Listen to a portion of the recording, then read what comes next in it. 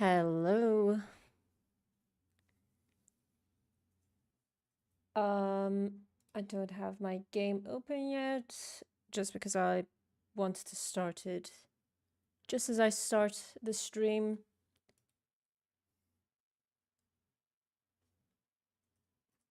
Late. Wait, what's happening? What's up with Oh no. Okay, it's showing. Later me too.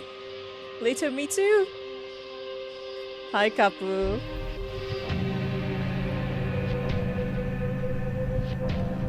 Okay. Is this game loud? I don't know. Options. Let's lower that, shall we?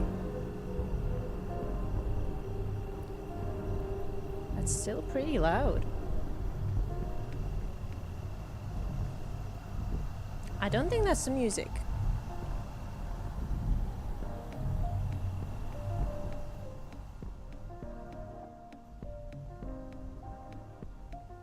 Okay.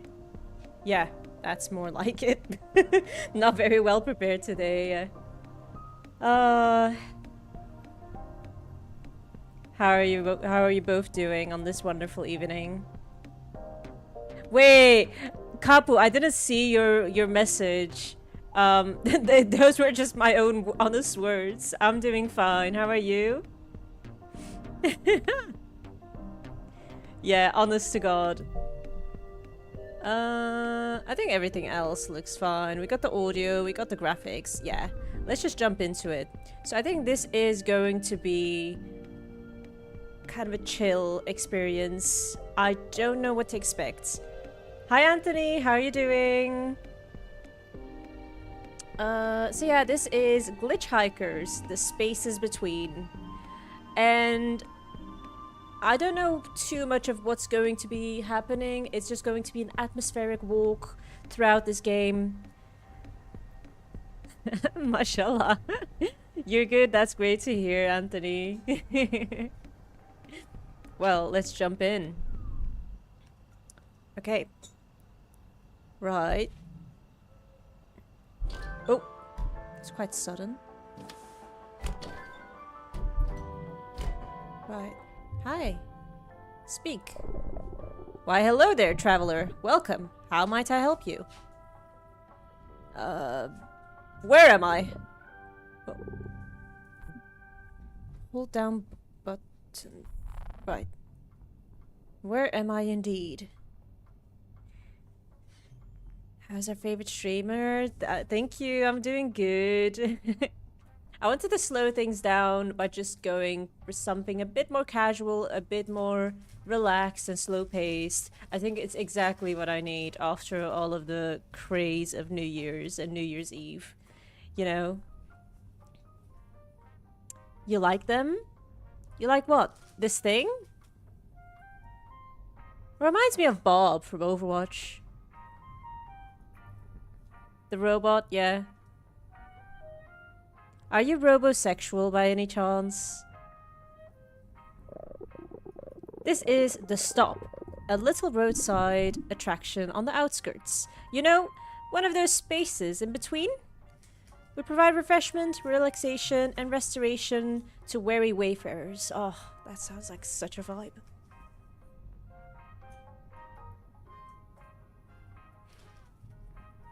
Right. Oh, okay. In between what?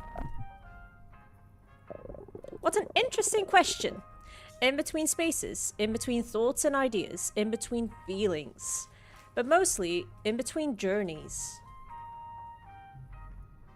Right. It is wonderful that you've made your way here.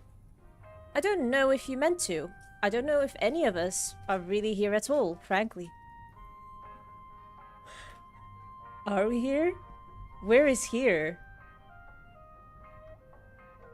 Turns out this is a horror game. You would be so sad. No. I did not spot any horror tags, so it should be fine. This is supposed to be just a vibe. I hope. It might be at most philosophical, and that might be a horror to some. Most people come here between journeys, whether those journeys are physical, mental, spiritual, but I'm getting ahead of myself. Tonight, you can head out to the highway if you'd like, or you could head to the nearby railway and hop aboard the commuter train. Driving the highway always has a chill kind of vibe to me, though your thoughts may wander to all sorts of topics as you consider the universe around you. There's nothing quite like a late night drive. Is there? So classic. Oh, I love late night drives. Even though I don't have my driver's license, I love being taken on late night drives. I love it. Love it, love it, love it.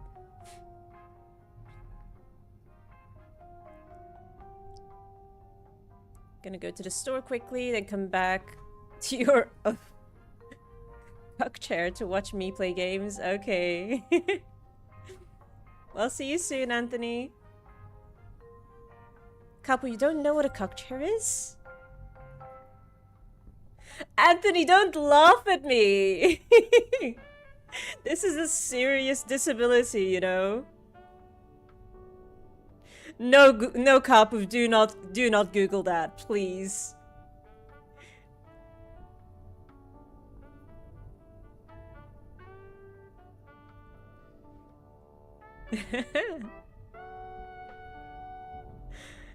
Yeah, great idea. Do not look it up. Traveling by train is a more collective journey, in my opinion. Everyone headed in the same direction. Expect a sense of community, but also the kinds of deep personal conversations you can only have in a safe space. There's also a nearby park, but it's closed at the moment, as they install some new sculptures. And the bus to the airport is running late again. Just check back in next time you're here if you want to learn about those. I don't like how it only adds one line at the bottom. I'm always tempted to look at the top of the line, but anywho, so many options.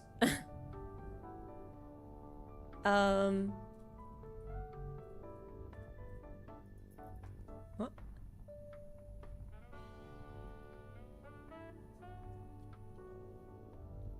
Dear God, no, let's not continue talking about cuck chairs, please.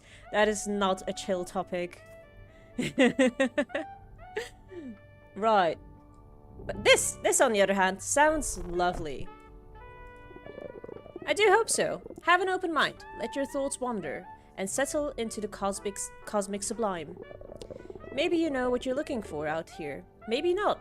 That's okay too. Sometimes it's nice to see where the journey takes you. But no matter your travels, expect to find others on the same journey. Share your thoughts, your feelings. There's never a right or wrong answer out here. And if you find your conversations too much, or you need help, you can always ask to stop. Just press the back button whenever you are given dialogue options.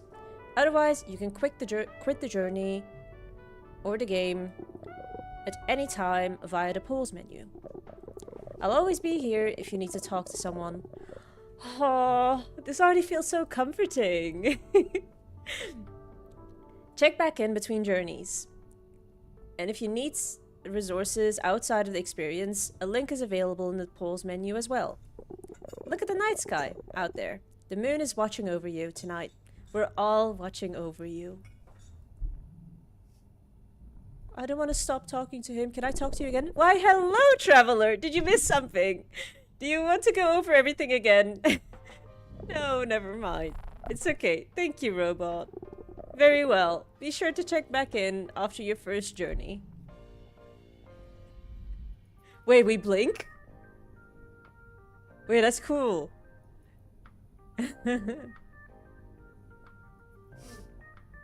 You love the robot? Yeah. Let's see what there's. Do we left click to? Oh, okay, we can just like, we could interact with this? No. The cool zone. It's just fridges. Okay. Can we grab something? Open.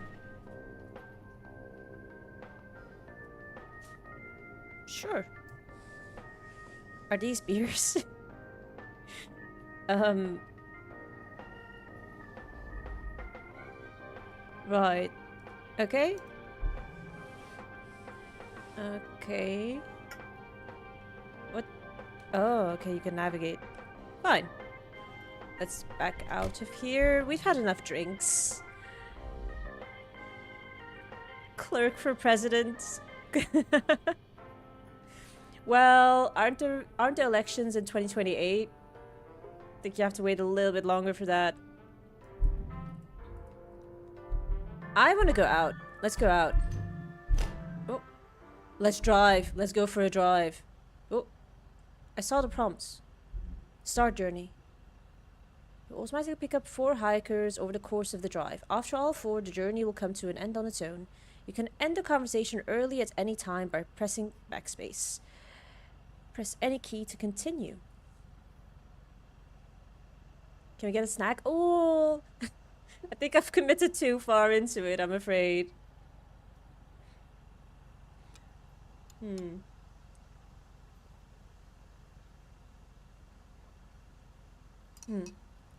Oh, make sure you stay hydrated. I know that was not water, but anywho.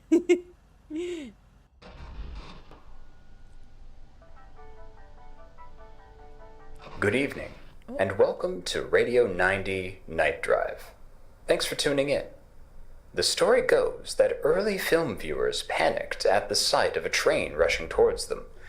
On the web, we navigate spaces shaped by information and data. In video games, we will our avatar bodies to weave around obstacles, and in VR, our stomachs turn at the edge of a digital cliff. We immerse ourselves in a reality on a screen, a reality that is no less real than any other. Realities within realities that sometimes tell us more about our own reality than what we think is real, and what we think is real is telling. What will your brain tell you as you drive the dark roads of reality? What truths are rushing towards you? And when the spectacle gets all too real, will you panic like the apocryphal film viewers, or drive on? With our next song, Xenon. It does look pretty, doesn't it? Okay. Oh, I just realized I had my Windows volume on like 80 or something. That may have been a bit too loud for that reason. Wait. I will put the music back up higher. Now it won't be obnoxiously loud, right? Let's do 70. Right. Yeah. Look at this. I love the music. Zoom 130 kilometers per hour. Only in game.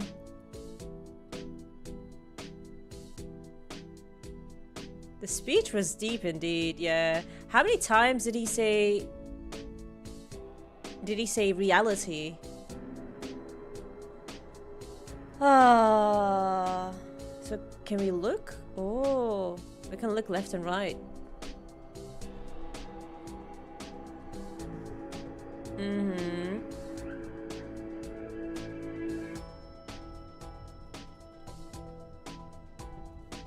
God, the blinking is a bit jarring, but I won't complain. Is the time not moving? Good question. Do we have to zoom down the motorway? I'm sure we'll get there at some point. It's all about the journey, not the destination. Are we stuck between time? Is that a passenger? What? Oh, hi! Thanks for the pickup. I was beginning to think... Oh. I don't know what that dialogue was. Oh, here it is. I was beginning to think it would be hours before I got a lift from something worthy. I've never picked up a hitchhiker before. Because I've never driven a car. There's a first time for everything. Don't be nervous.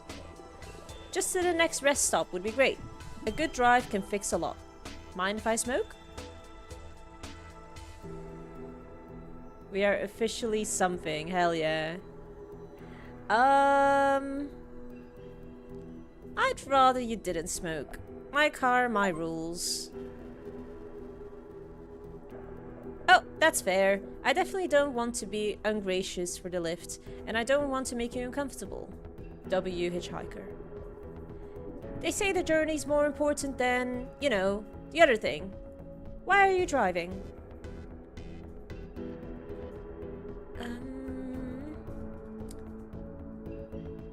Let's say it's a spiritual thing. Driving is a spiritual thing for me.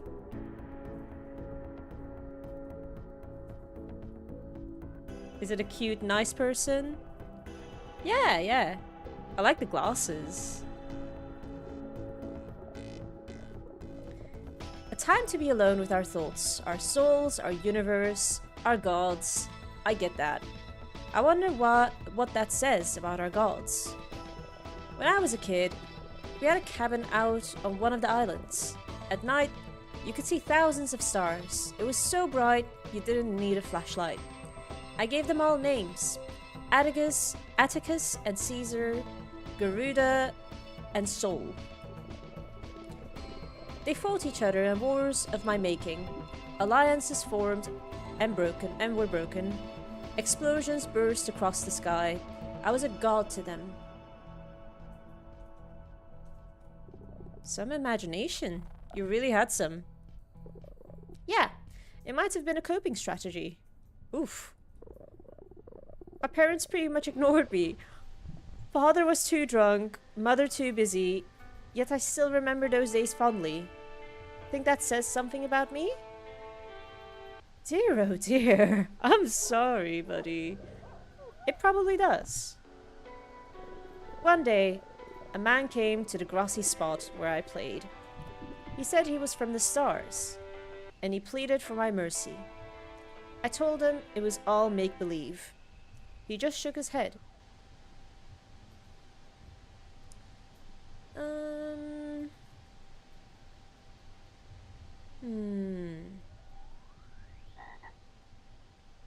Really? Did that actually happen?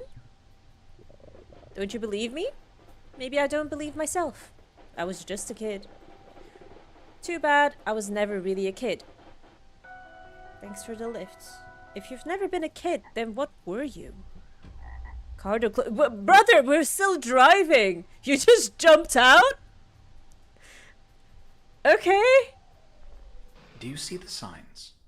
Do you take solace from the moon above, the lonely light in the darkness, the trees in bloom?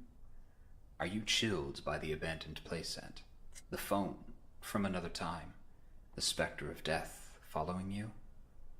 What towns do you pass unnoticed? What stars blink out without being seen? Meaning cannot be thrust upon us. Decisions are ours to make. Unless all of this has happened before. Synapses fire before you've consciously chosen. Did you choose to drive? Greenish Red Skies is up next.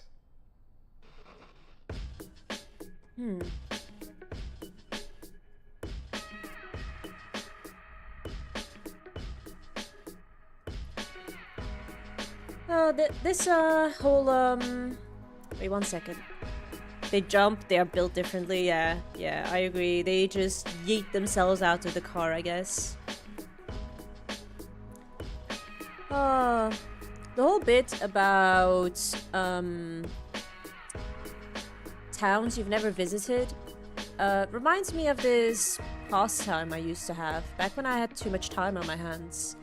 I would just take a bus, any random bus, even a bus line that I'd never taken before, and I would just get off at a random bus stop, explore the neighborhood, find myself, get myself lost, not use my phone at all, not for music, not for Google Maps, not for messaging, not for nothing. And yeah, that was nice. And I would only allow myself to use Google Maps if I was genuinely lost, but usually, Just with some common sense, I was able to find my way home fairly easily. It's nice to just go back to the good old days when phones weren't so all-consuming, you know. Phones were just for texting, for calling. Now it's for everything. Car door opening. Okay. Hi! My mind is embroiled in dark thoughts tonight. I don't want to assume. Would you be open to talking about it? Yes, go ahead.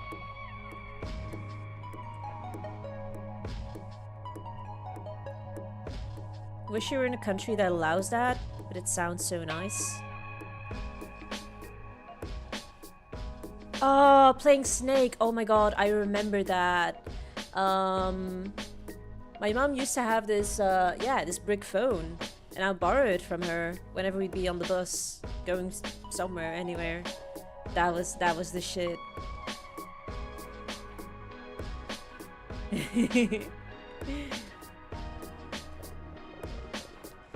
Go ahead. Thank you. You can always let me know if you need to stop. I found a beached whale the other day, up north, just lying there. It was still alive. It looked up at me as I approached. You know why whales beach themselves? Disease? They do it when they're sick. Aren't we all a little sick? Anyway, I wasn't asking you. That's what I asked the whale. Why do humans jump off bridges? It responded. All sorts of reasons. I said, but it looked at me like it knew. It knew I didn't really know. Or didn't I? What are these sentences? Oh god. The whale could talk? Nice reading voice, thank you, Kush. I'm doing my best. Trying not to, I don't know, stumble over my words. Of course it could. How else would we communicate? Duh. You ever think about just driving off the road? Careening through the barrier, down a cliff, into the forest or water? We all have those intrusive thoughts. We rarely act on them. Somehow, this world won't let us. But true suicidal thoughts, those are different.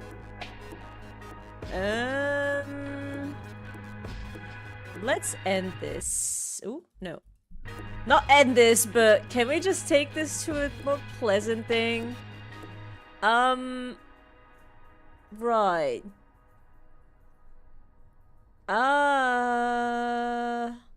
We feel pulled?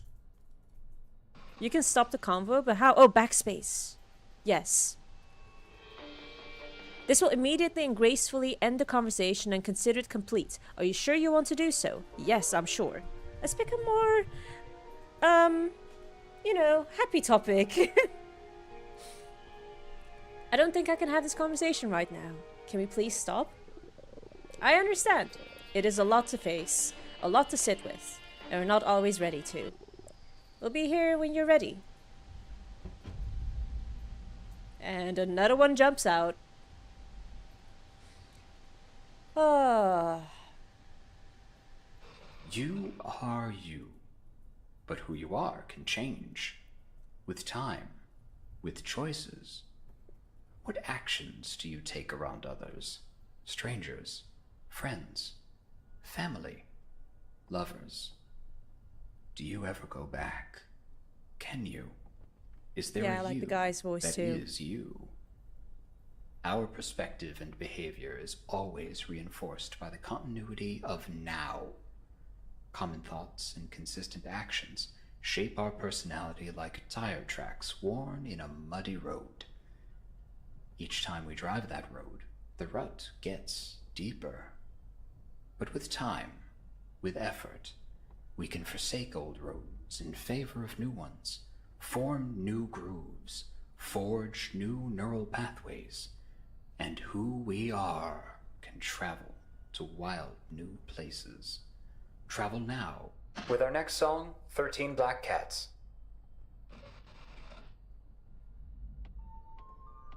Yeah, I really like this man's voice. There's something... Oh, it just makes me want to lean into my hand and fall asleep listening to it.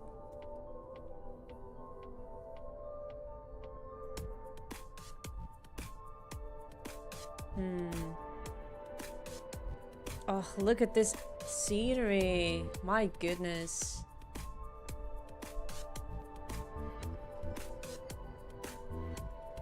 So pretty. It's such a shame that many areas have light pollution, so you won't really be able to see this many stars in the night sky. Look at the tree. Pretty. Oh, that was someone. Hello. This is person number 3. Hey, thanks for the ride. I love the road, finding new places to explore along the arteries of the countryside. And thanks for making room for my chair in the back. Oh.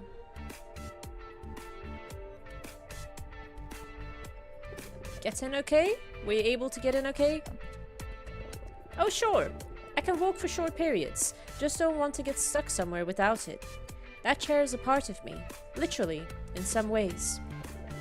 Travel for me is always something special, even the most mundane trips. I mean, movement can bring challenges, but there's always something new and interesting to discover, to uncover. Things you haven't seen before, didn't know were there. Do you find that? Yes, there's so much to see. We'll never see it all, but that means there's always more to look forward to.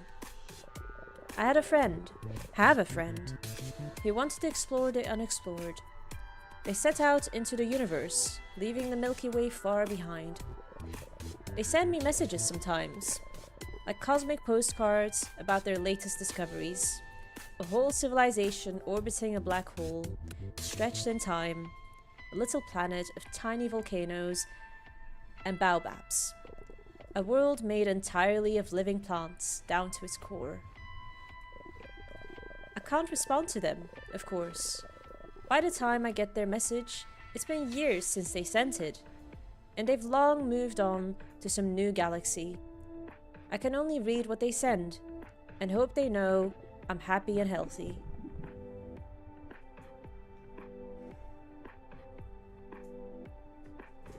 That must be hard. Sometimes, I wish I could share my life with them too, but at least I get to vicariously explore the universe through them. I love hearing about my friends' new discoveries, but I'm content to stay here, exploring my local area. It doesn't matter if someone else has already explored it. I can always find something new and interesting, and create a shared experience with whoever had been there before. Did you know, just in the city I live in right now, there's a tree that was uprooted and replanted upside down, and it's still thriving? Or that there are war-era tunnels under an anthropology museum? Or that the city wouldn't let them build the court building as a skyscraper, so the architect just turned the plans on their side to create a building that stretches across 2 whole blocks instead? See, there's all those unknowns out there, but there's an urgent imperative for us to understand our own homes too. We live here, we work here, we play here. And others do too. We shouldn't take that for granted. And there's so much about our own homes we don't usually know. Places we don't go to. Maybe because they're deemed dangerous. Usually just for being outside our social circles, our lived experience. But we should know these places too. Try to understand them. Learning how other people live and why. We have to have empathy. Otherwise, we all just stay in our bubbles, in our loud echo chambers, and nothing ever changes for the better.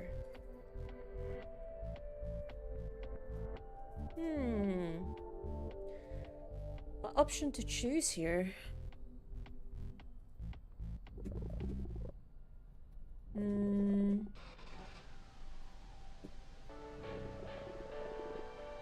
Oof. I don't agree with this statement. I can get on board with this statement. Complexities get in the way of progress.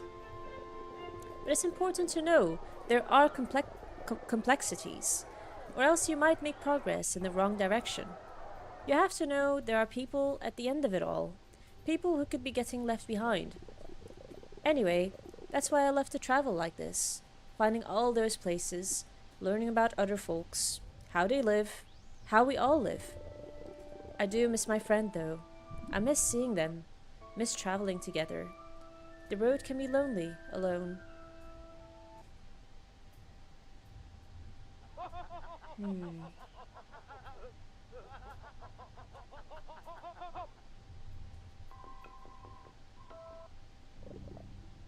We have each other. Right at this moment, yeah.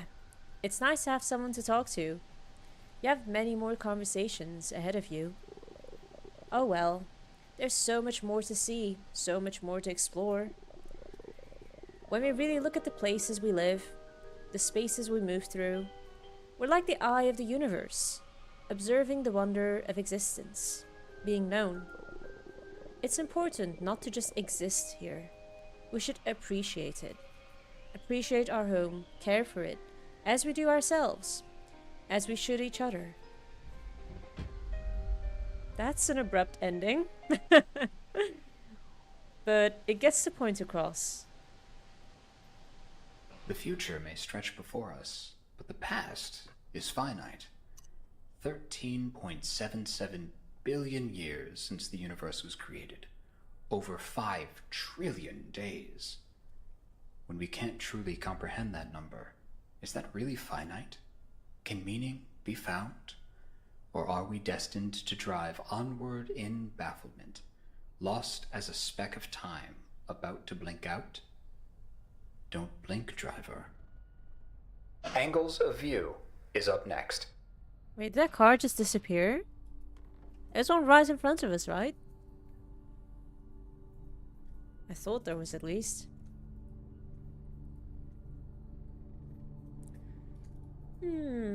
This is so chill. Exactly what I've been... Yeah, what I've been needing. I think it's nice to switch up the FPS and horror games to something more chilled like this. Slow down. Smell the flowers, you know?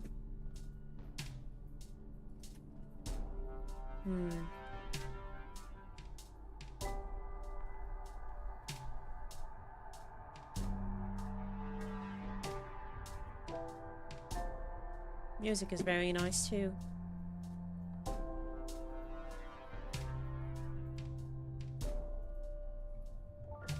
Think we'll have our final passenger soon. I think there were 4 passengers, if I'm not mistaken.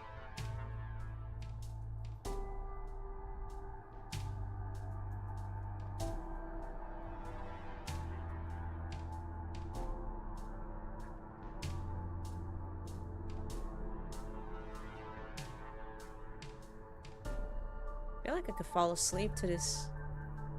I'll definitely look up all of the music that's playing on the radio in this game. What's in front of me? That's a windmill, and I think that's like a truck or a lorry. And we also have our final passenger here. You had a call? Oh, okay. Well. Oh my god. Hold on. Just going to pull up GPS.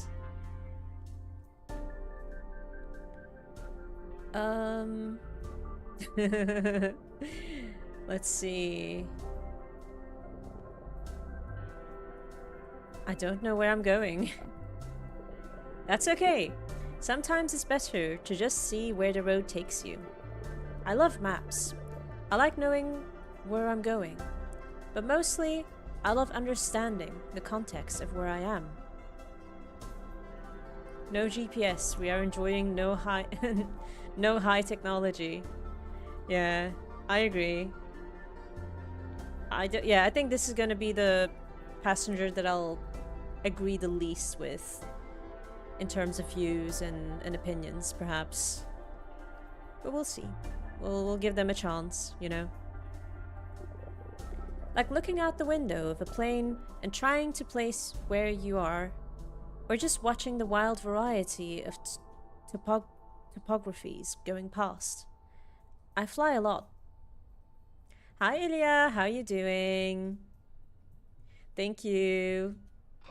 We're playing this game called Glitchhikers, the spaces between, and it's like a very chill, atmospheric game where there's just a lot of philosophy and thoughts and stuff. Nothing quite existential, but yeah. Oh, Maxu is playing Valo. Nice. Say hi to him for me. Maybe I'll run into you at the airport sometime. Sometimes, when I land, I pull up a map and try to find that thing I saw out the window. It's such a strange and wonderful world, full of strange and wonderful geographies and geologies and geometries. Looking at a map, you can see how big it all is, but also how small, how much we really are all connected.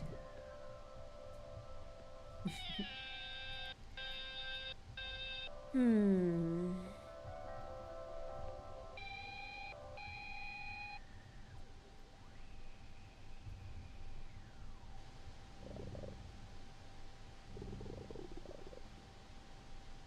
It's such a big world, we can never see all of it.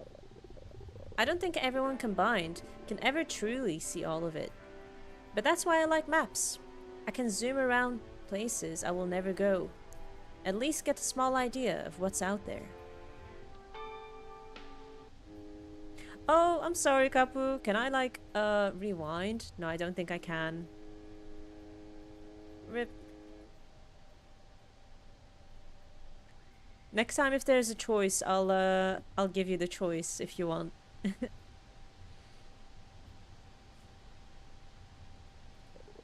Of course, maps are imperfect. You can't just translate the surface of a sphere to a flat plane. You have to skew something, and the choice of map projection makes a big difference. Here we go, because Max is very focused. Thank you. Thanks for, you know, dropping by. Love you too. Have a good night, Ilya. It's okay. We choose different dialogues. It's choosing. Fair enough.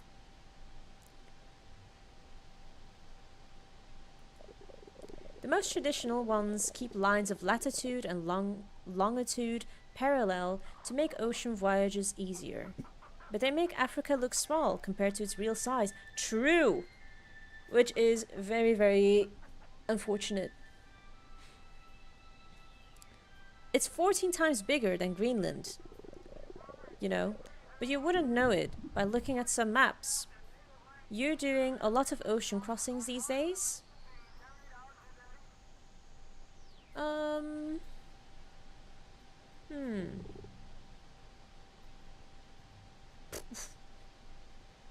Wait, this is a good... Wait, is this a good question? Why is north up? Let's go with this, why not? Also, why is north up? Well, exactly. That too is arbitrary. And when places in the northern hemisphere are put at the top and made bigger, it creates a sense of greater importance, and that certainly has consequences. I used to draw maps as a kid, all the time. Still do, actually. You maybe have an idea of what you want something to look like. But then you want to really think about the hows and the whys of what a place ended up like. So I look at maps. I scroll all around the world. Places I've been where I can put things in context.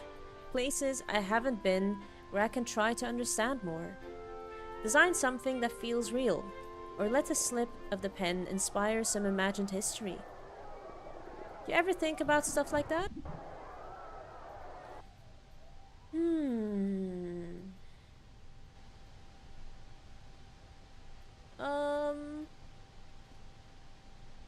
Suppose...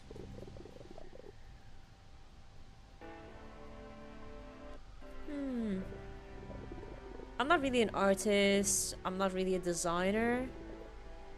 I guess I do it for fun sometimes. Yeah, I think about that stuff for fun sometimes. When designing or drawing, you personally kind of do, you guess? Yeah, I can see that. I make maps for fun. Or let my mind wander to all those places. There's such enrichment there. It doesn't have to be about accomplishing something. When you look at topographies, or how cities shape themselves around them as they grow, how a river winds its way across the plain, or a road bends and turns around mountains, around farms, around lakes, you can start to see how complex these systems really are. Everything influences everything else. There's never a simple answer. That's something that always strikes me. The explanation is always more complicated than it seems. Systems affecting other systems in a complex dance of time is always more complicated than it seems.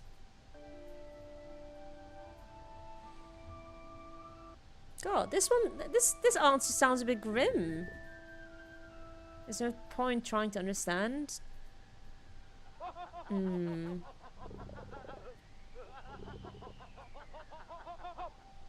think this is a good answer. We can never understand it all. No, the universe is simply too big. But there's an awesomeness to that. In the true sense of the word. It will always be bigger, more complex, but we strive towards greater understanding. There's a connectedness that maps unveil. You see how systems affect one another, and you see the highways that connect cities, and the roads that connect houses, and you see how we're all connected to each other too. You can see how big it all is, but also how small. A global community with global problems that we can only solve together. But globalization can be too big too. We lose sight of the individual. We lose sight of the fact that one size doesn't fit all. Yeah, we can't understand the scale of the world. We can like throw words at a wall to try and explain. Yeah.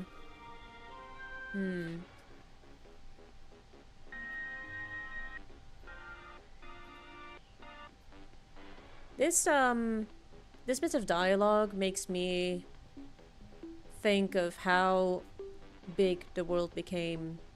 Take the news, for example.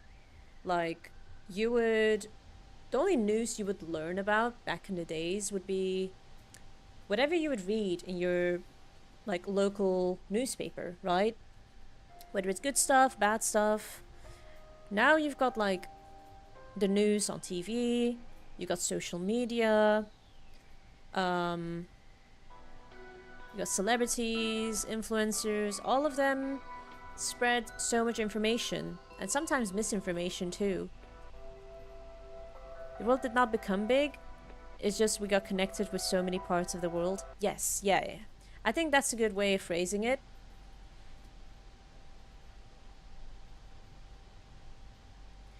I think people's perspectives, people's experiences expanded, though.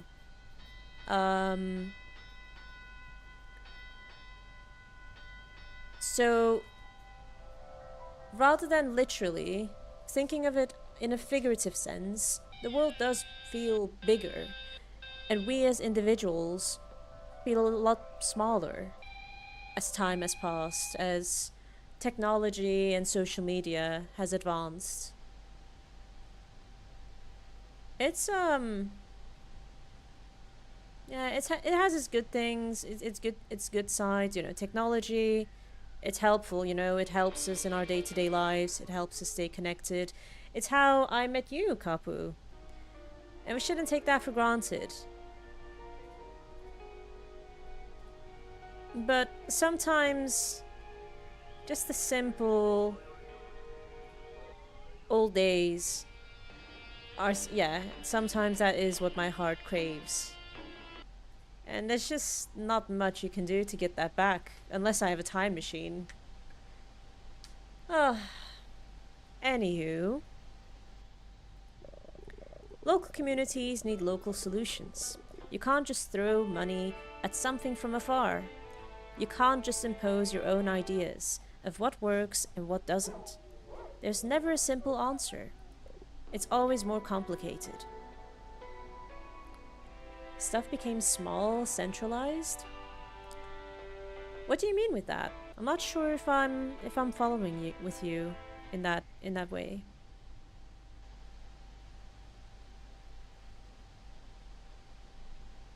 We meet so many people and realize how many are alive and doing their daily life. It does make us feel small. There are downsides and good parts to both. Yeah. Not being overwhelmed with information is nice though. Yeah. I think that is a small downside to having access to technology and information. There's too much for us to handle. I think it's what leads people to not know what they want to do, like boredom or decision making.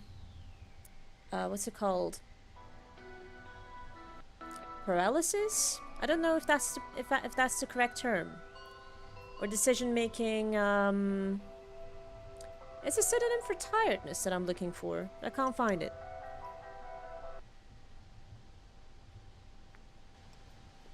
Centralized, you mean info got put in our phones. The world became like this small device. Yeah, yeah. Oh, I see what you mean. Oh, I like that perspective. So yeah, back when we were little and technology wasn't so dominant, you would have the world all around you, your neighborhood, your country, like going on road trips, going for walks basically every day, right? Playing with children in your neighborhood. Whereas now, your life is all on this one device in your hand, which is quite small when you think about it. Yeah, that's a good point. At least the information revolving the world. Yeah, yeah, it does make sense now that you've phrased it like that. Yeah. Before I couldn't really see what you meant, but now I do.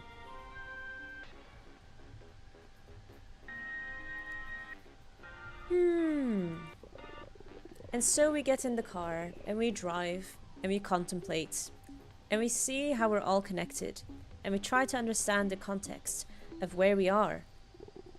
Why do you drive?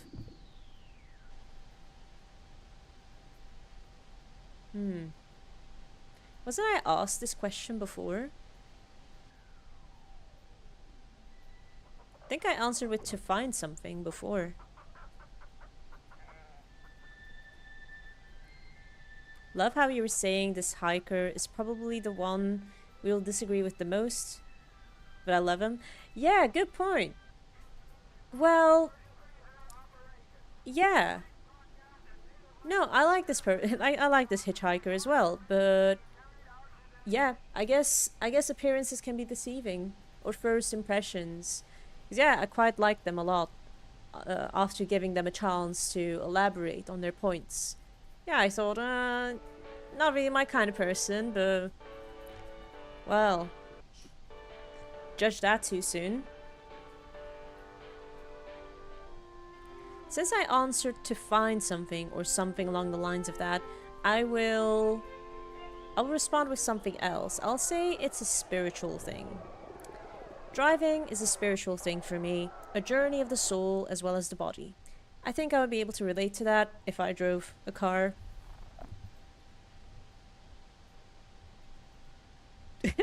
Hi Anthony, welcome back. All these questions we surface, all these things we talk about, may we find our places in the cosmos. Oh, they jumped out, guys. I don't want it to end yet, though. I hope this wasn't a very short game.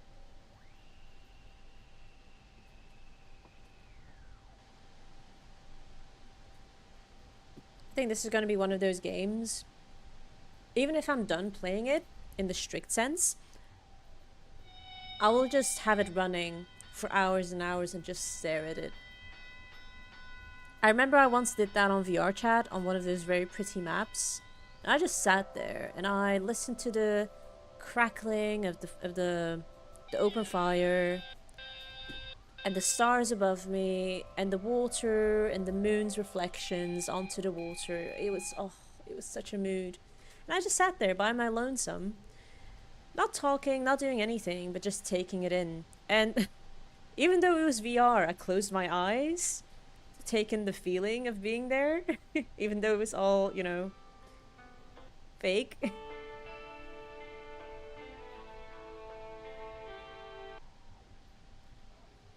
think I would answer, I like it. I don't think it needs to be more deep than that. It's chill, it feels nice, it feels relaxing. Yeah. It's not like... It's nothing mind-blowing, right? But it does feel comforting. It's a nice way to just slow down and breathe, you know? We go get a snack.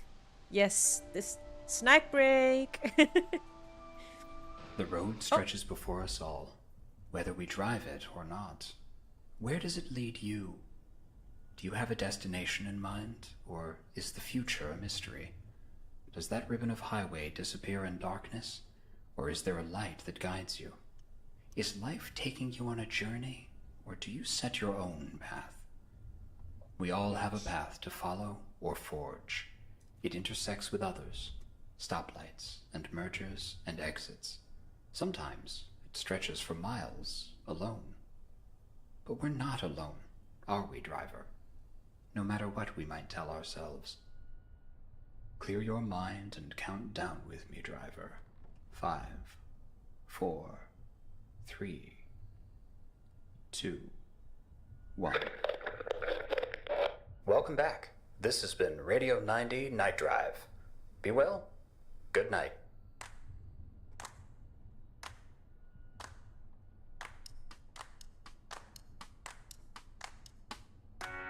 Are those shooting stars?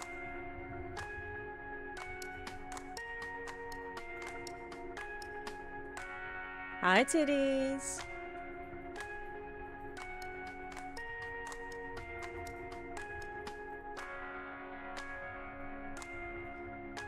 Beyond a bit on VR is so nice. I'll check that out. Oh, we got music with lyrics now.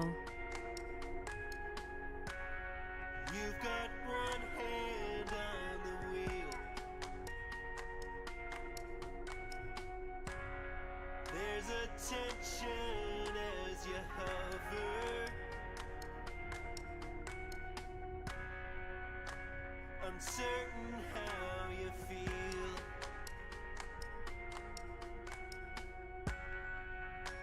Uncertain how you feel. This goes back to what the guy said, by the way. Even though it's fake, it's a reality we believe in. True. What does it matter if things are fake anyway, right? As long as it's real to you, as long as it's meaningful, as long as it makes you happy, at peace.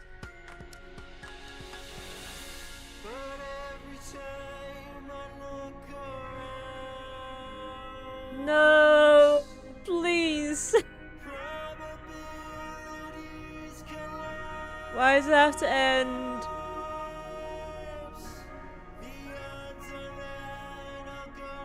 As far as that goes, believing in a reality kind of makes it real to a degree. Yeah.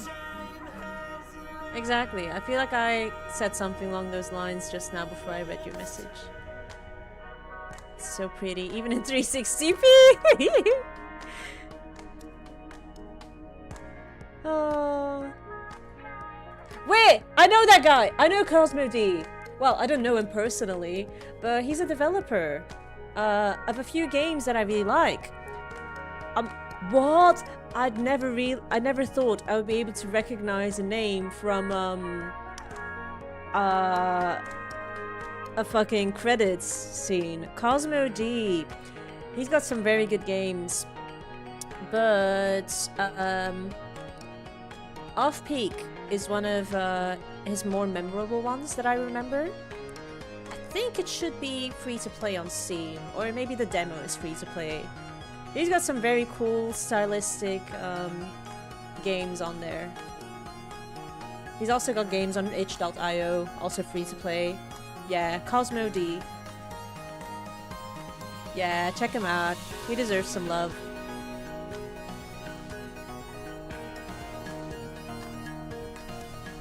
God, who knew there'd be some like crossover between, you know, an indie dev and then another indie game. Because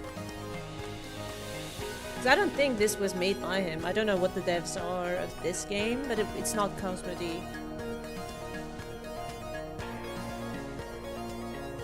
Couldn't get a snack, Sag.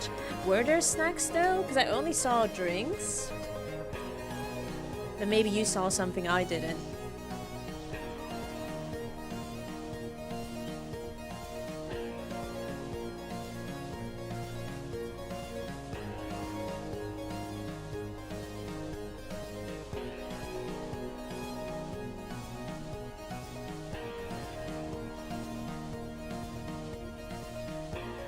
Thank you for traveling with us. More journeys await.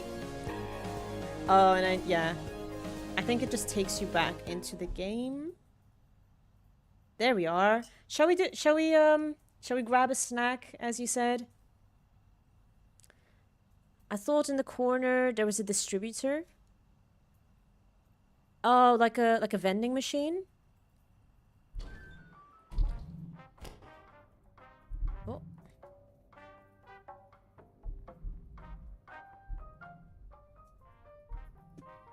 Wait, let's talk to our favorite robot again.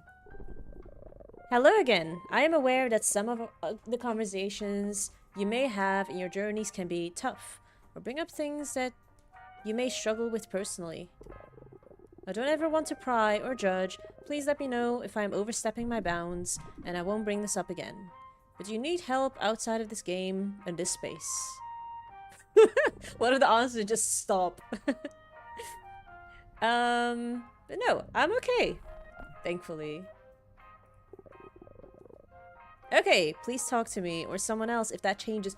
I love this detail so much because there was this theme about like it was something about like it was like a suicidal topic, and honestly I just did not feel comfortable covering that topic right now in this game. I just wasn't in the headspace for that.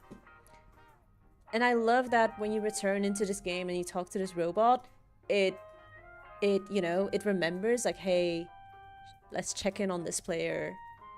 And yeah, it could have been because because I happen to feel troubled or something by that topic, but you know, that's a very nice detail. I'm going to cry because Clark is not real. Be right back. Oh. Oh. You gave him the nickname Clark because he's a clerk? Oh wait, I overlooked something. I was wrong. The snacks were a lie. Girl, did you lie to me? Sag. He's my sweetie Clark. Yeah, well, he's our sweetie now. Like, look at that. I love that so much. What is that? Okay. Well. Oh. I think you can... Oh, you can't interact with the jukebox. Right. Is there anything outside to explore? Infinite Drive? Pog. Wait. The path.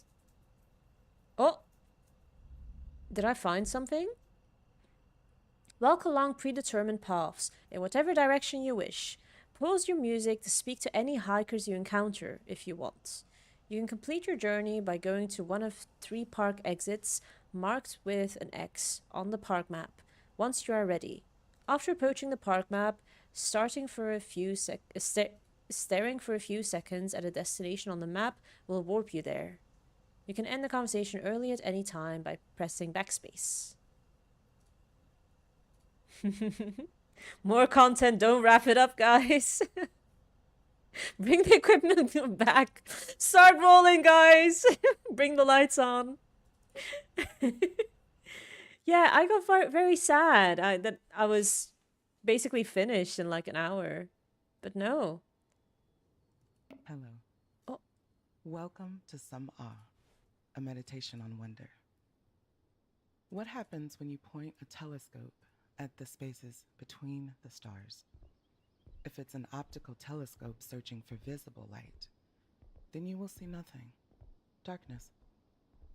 But if you use a radio telescope and aim it past the moon and the stars and the galaxies, right into that darkness, then you find the beginning. It's super low. I think it's the voice of the lady that's I will just bump up my Windows volume. Probably double it to make up for that. Beginnings of the universe itself.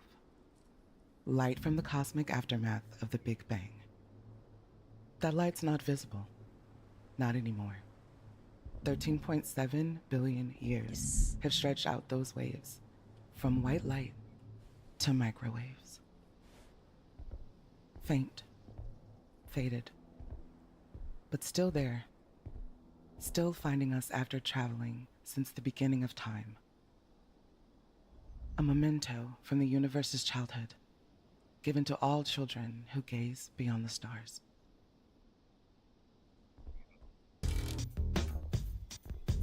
And oh my god, is this Zenyatta?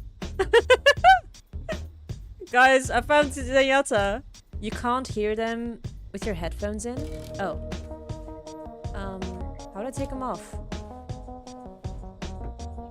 Wait. How do I take them off? Huh? Pause, maybe? Oh. Yes. This is Zenyatta, guys! Salutations, friend. What a wonderful place this is. If only I could do a robotic voice, man. This is Zenyatta. We've broken a fourth wall.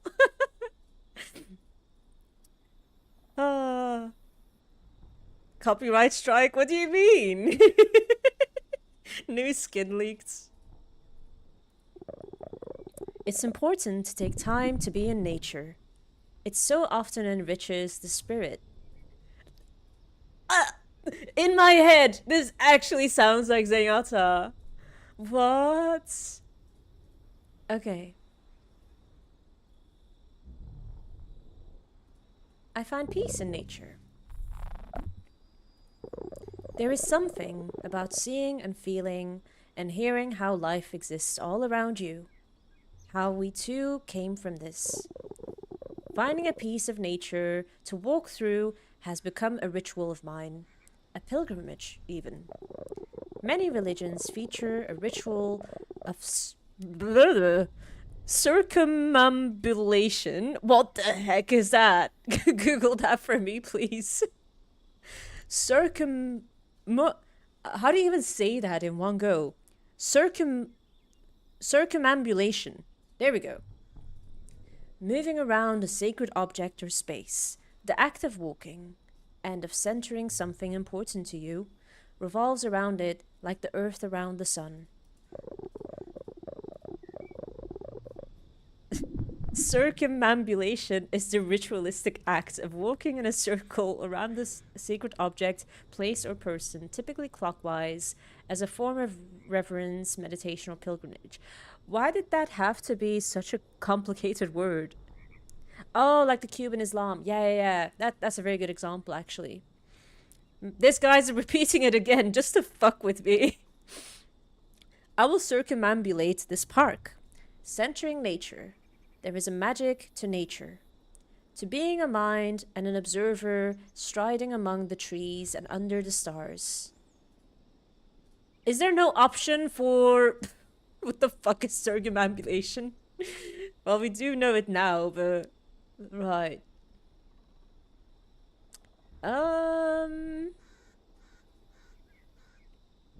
Magic is real. Of course, there is absolutely a power to be unlocked and manipulated through magical rites, rituals, and the like. We enter into the magic circle, opening ourselves to the possibilities of magical thinking and ritual, leaving the skepticism of the real world behind for a moment. Here we can let ourselves believe and let belief affect us. This place is a kind of magic circle, if you let it be. But there are important boundaries to uphold. The magic circle isn't just another bit of decoration. It is essential. Magic only functions when we open ourselves up to it, but it is crucial to understand that we are opening ourselves to delusion, and it can lead us to falsehood and danger. Yeah, I think the whole concept of magic, if you deal with it delicately and within the realistic realms, it can be a wonderful thing. It can be something like spirituality, religion, um, something like Lucky Charms, something harmless, right? Where let's say someone has a difficult day and you tell them, I'm thinking of you, I'll keep you in my thoughts. That's a positive thing. That's a positive form of magic, so to speak. It makes them feel better. And is there any science to it? Do you take away their troubles? No. But it is magic. Don't be Delulu, do circumambulation. um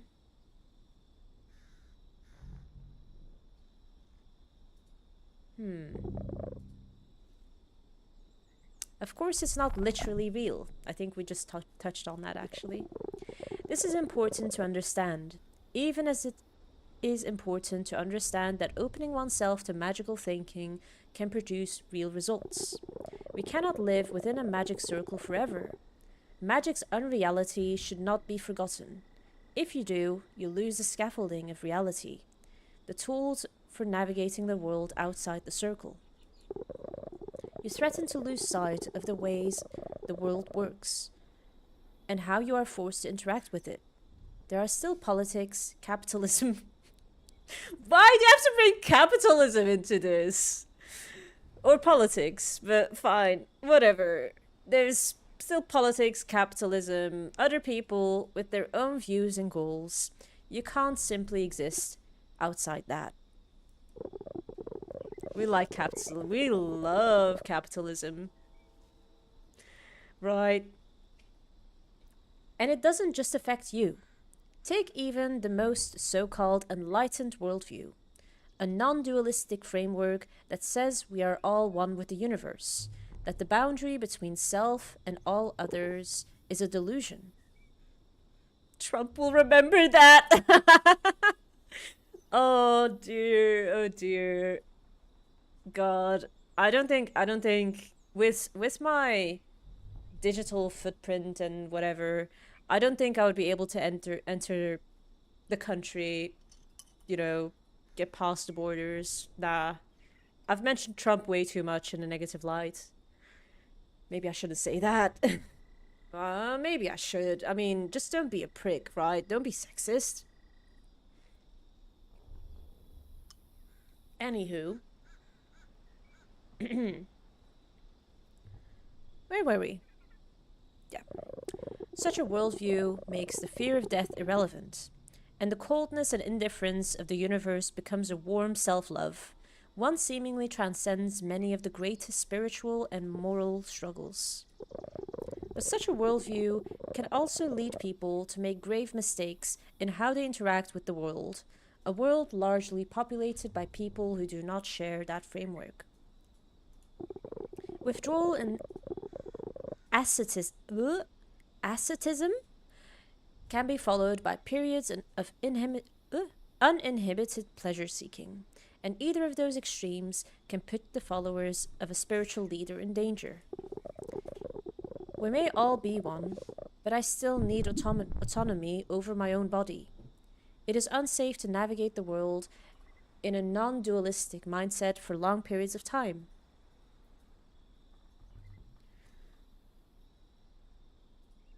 Asceticism is a lifestyle of rigorous self-discipline and denial of physical or worldly pleasures like food, comfort, and luxury to achieve a higher spiritual, moral, or mental goal. Oh, okay. So like nuns, for example, um, or what do you call them? Monks. I think monks practice a type of poverty, so to speak. You live in a poor way, so you are rich spiritually. Um, hmm.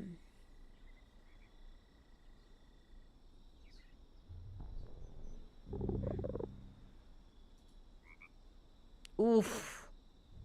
I think we're. I think with this point, we would be criticizing religion.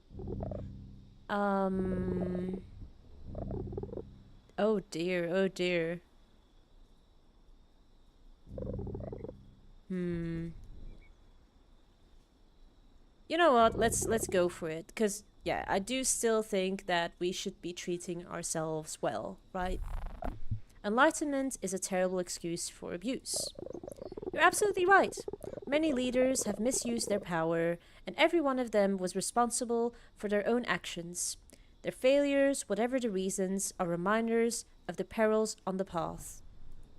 But it is a path I hope you will not forsake. Open yourself to magic, but understand what its limitations are, what its boundaries are. Keep magic within the magic circle. Be cautious. Ritual.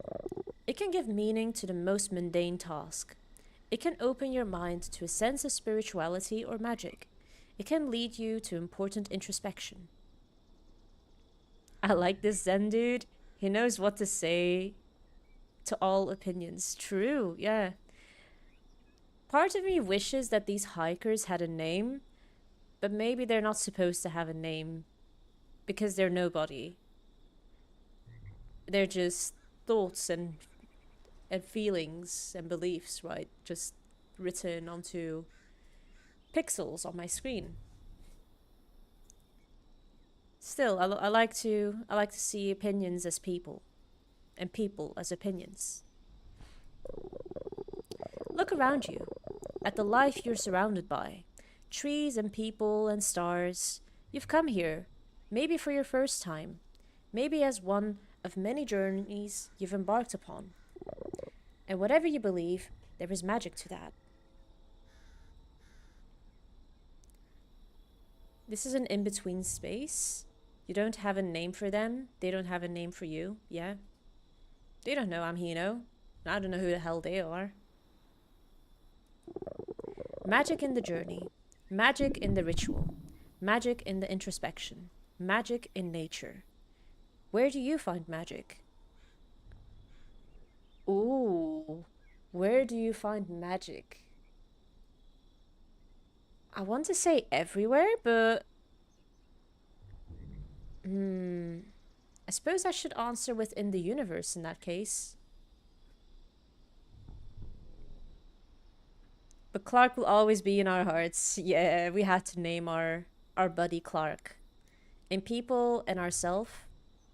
Yeah, I would say in people and in myself are parts of the universe though. The nowhere path kind of sounds like nihilism.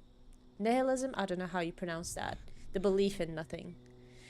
But yeah, let's go with in the universe. What a miracle of energy and entropy we live in. A universe so empty and yet so full of wonder. Go, then, and be mindful of your place in the universe. Alright.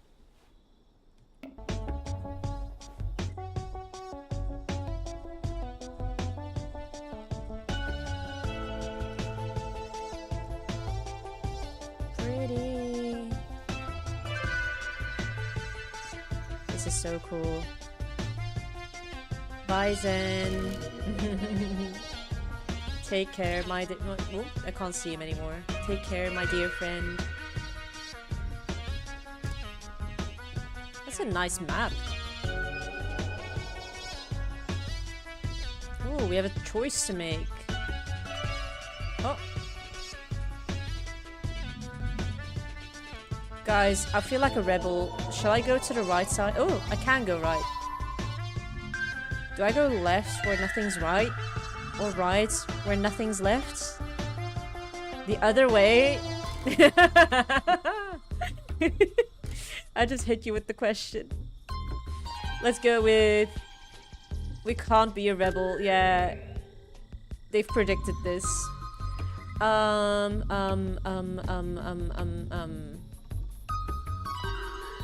There. Okay, I'm pointing right.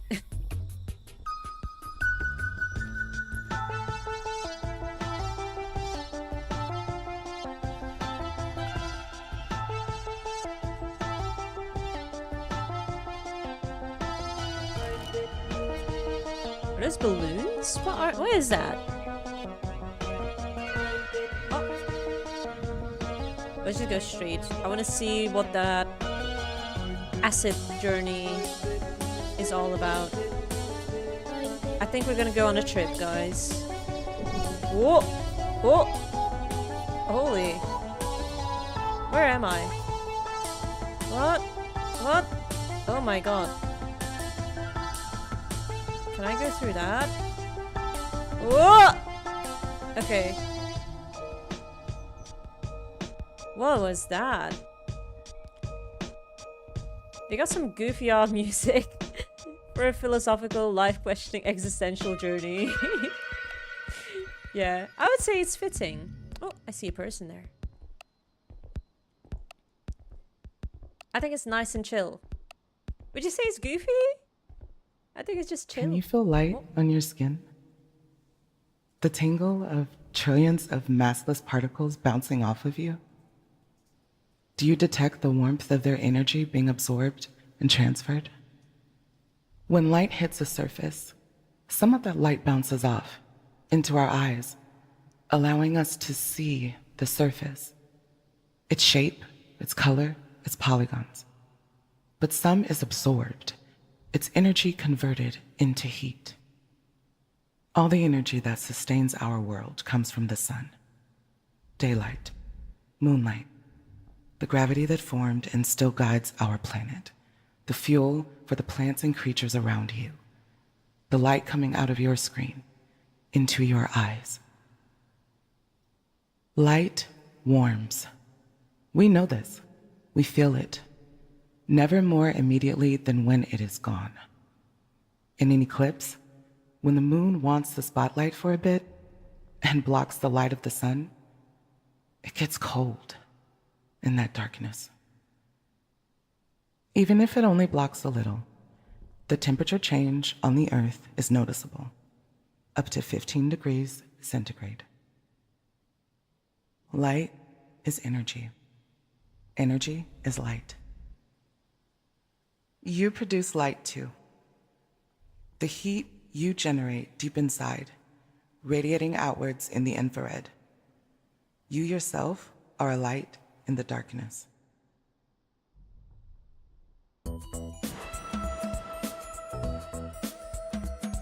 Wait, we jinxed each other? I didn't realize. Oh, because you said seems fitting, to be fair. Oh yeah, I see what you mean. The tune was off? Could it be because you don't really like this kind of music?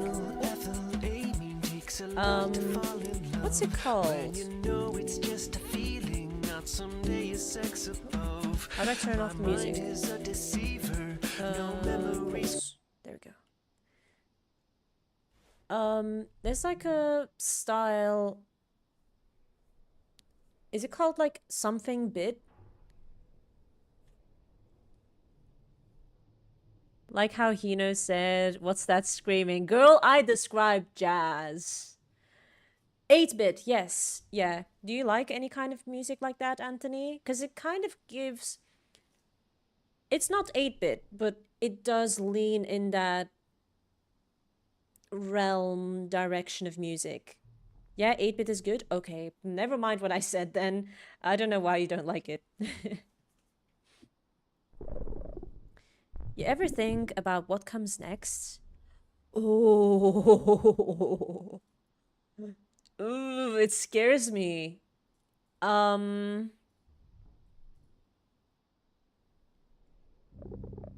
I'll return to my life. Is this not your life too? Does this time you spend with us on these journeys not affect you? No, stop! They're trying to build an emotional connection with me, and it's working. It wasn't specifically 8-bit, but I was using chromatic chords, you think? Which can sound goofy a bit. Oh, okay, fair enough. Oh, dear. This is the hiker that talks about suicide? I don't remember their character design. Was it this one? Hmm. But I mean, after all of this life on this world, when your neurons stop firing, your heart stops beating, we all experience it. People around us dying, loved ones lost to tragedy or time, millions around the world to plague, war, famine, and death comes for us eventually too, sometimes far too soon. God, this is depressing. Their face was like this, and their hair was the same. Okay, they probably, yeah, reused the same hiker then. It's the big question, isn't it? Is there life after death? Is there anything beyond this universe? I look up at the night sky, and there is infinity beyond it. I ask her if there's anything beyond infinity. She shrugs. She doesn't know either.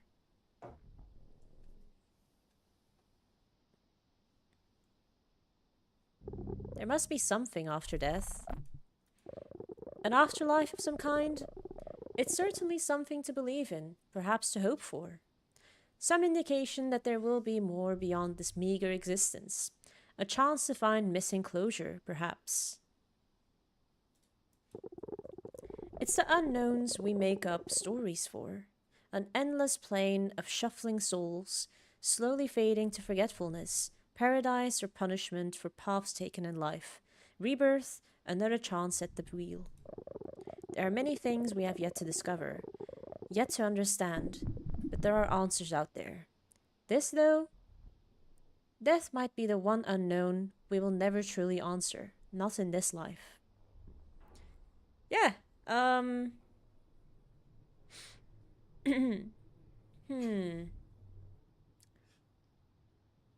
I would say I don't lean towards the heaven and hell belief. I don't believe in nothingness either. So I guess if I had to like believe in something, it would be something like reincarnation.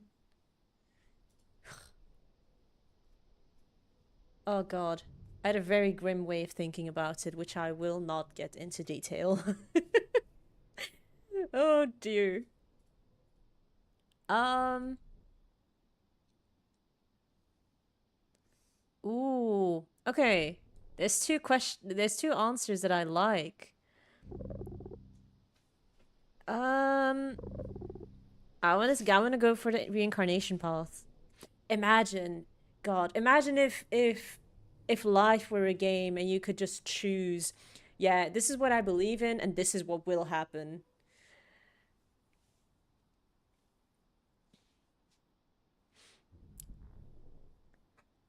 I believe I'll reincarnate as Catgirl with Zeppy. Wait, are you gonna be Zeppy's Catgirl, or is Zeppy being a Catgirl as well? Are you like a Catgirl duo? Oblivion or Otherworld, in your opinion? Okay. Agree to disagree. Zeppy is a Catgirl too. Both of them being Catgirls? Hell yeah, Catgirl duo. Kapu, I beg. Can I commission you to draw Anthony and Zeppy as Catgirls? I need that in my life.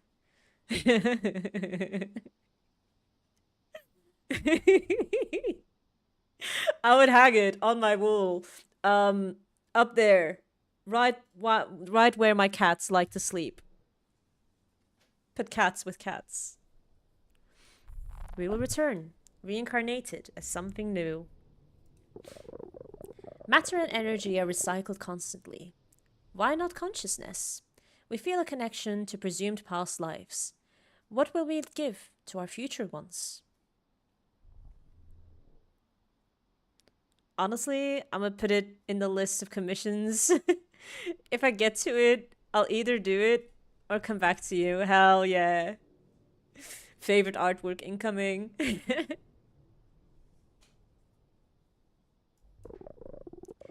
Maybe there truly is nothing. And this is all we have. This one life. There is no one-ups here. This one life and then oblivion. But maybe there's wonder in that as well. Consciousness is a kind of magic, a spark that lights the universe for the briefest of times before disappearing once more. Like the firing of a single synapse. Miraculous and special because it is finite. If this life is all we have, then it is even more our responsibility to do well with it, to create love, to create wonder, to create beauty, to create kindness.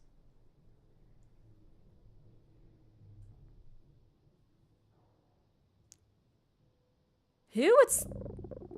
What? Who would believe in this? Who would agree with this statement? All that matters is what comes after this life, what happens in the future? What? I can't imagine, and I don't mean this in like a shaming kind of way, but I can't understand that logic of like what kind of mindset you need to be in to value the future so much that you take your present for granted. Also, this piece of hair is annoying the crap out of me. Get out of my way. Oh, that'll do. Actually. But yeah. I would say what matters is this moment. This moment is all we can control, at least for this moment. What will you do to make the next moment better than the last? We are all made of stuff that bursts from the heart of stars. We will all eventually be part of stars once more, even if that's the only life we have after death. It's a pretty beautiful one.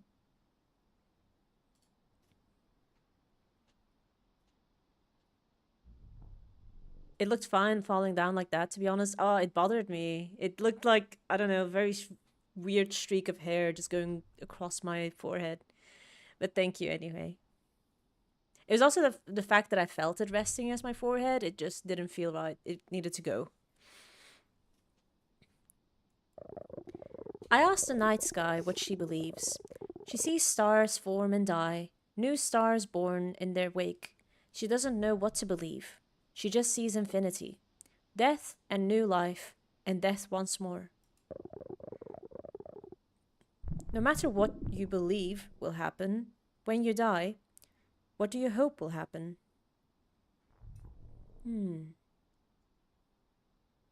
Ooh, these are some good answers.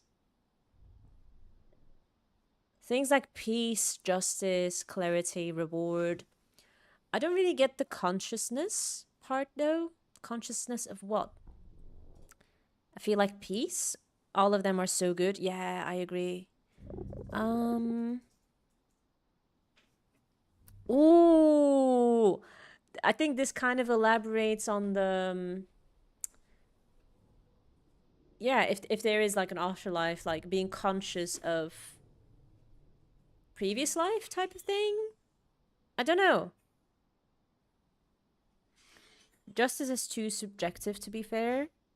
Let's go with this path. See what they'll make of this. It can be a scary thought to imagine an end to your consciousness. Maybe we will retain it somehow.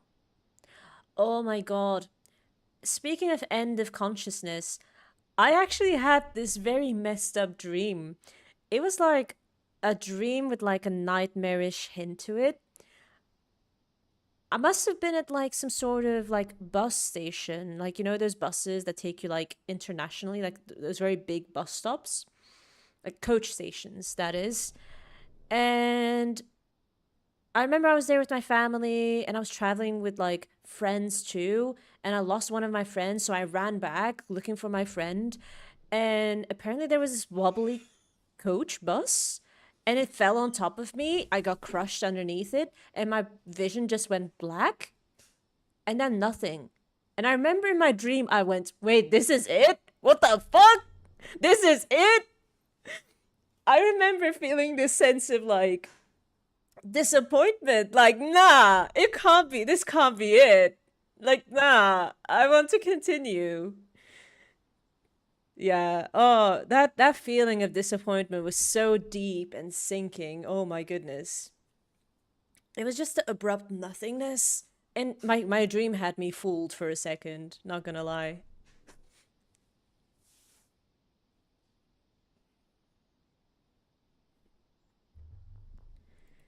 Ah, press space to continue. Maybe that's all we can hope for. Okay. Let's put on the music again, which hasn't been very popular with some, but pharmaceutical deceit. So pop just one and say I love you. I'll pop one more and say I do. Now the chemistry between us once hypothesize comes through. yeah, I can't continue. Say you're no believer, but the evidence is clear. I will lower the music. Sorry for the interruption.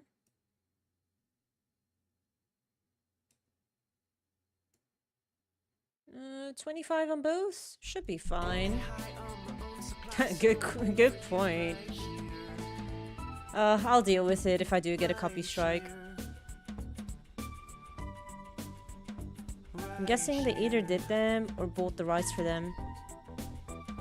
Right here.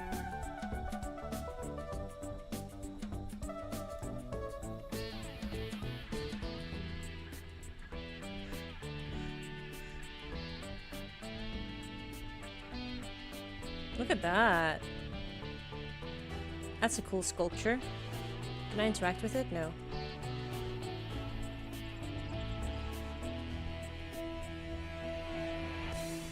God, if I get another copyright strike, I'll have to go to copyright school. Which, it's fine.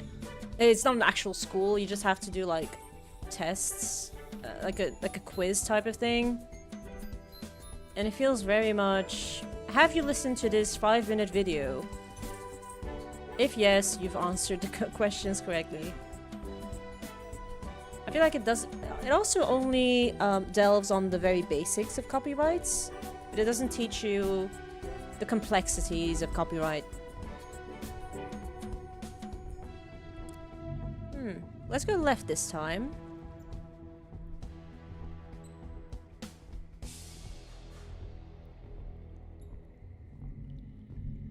Oof, there is nothing specific about this game, but it seems copy strikeable. Everything Okay. bends to the might of entropy. Everything. Our sun is certainly no exception. Even black holes fade, slowly leaching out their mass as Hawking radiation. You can find plenty of entropy all around you, too.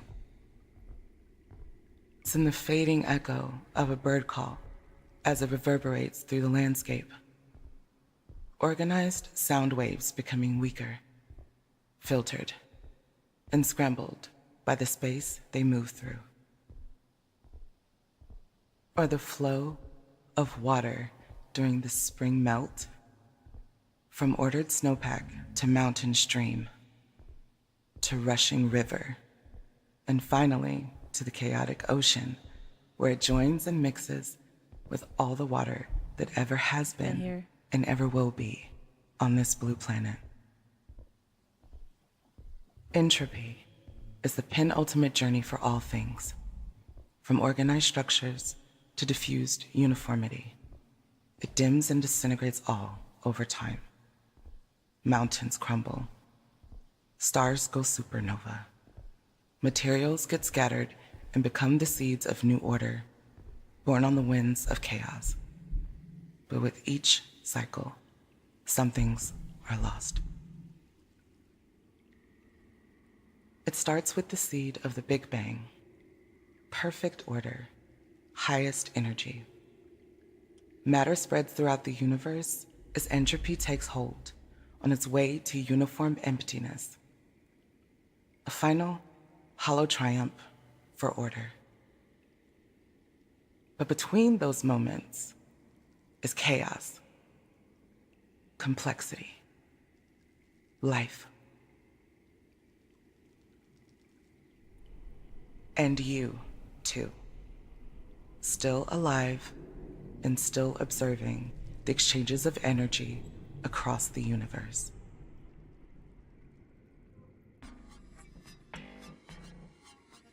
Oh yeah, speaking of copy strike, there's often many cases of having like a warning, but not a strike.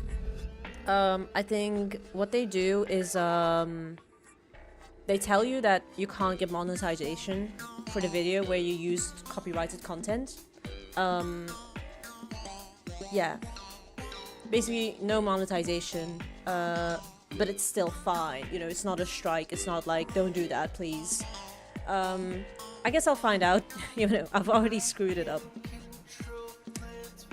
Yeah, you get demonetized, muted, or video removed. Yeah. I've had that before with AMVs, specifically with Naruto clips.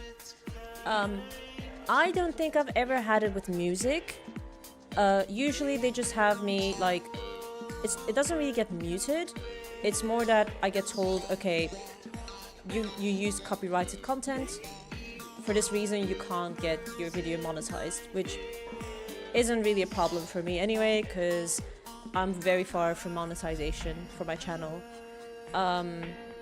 So yeah. Anyway, I feel like we already met all the people, didn't we? Is there a way to find out? Oh. I don't know. Wait. What can I do on the map?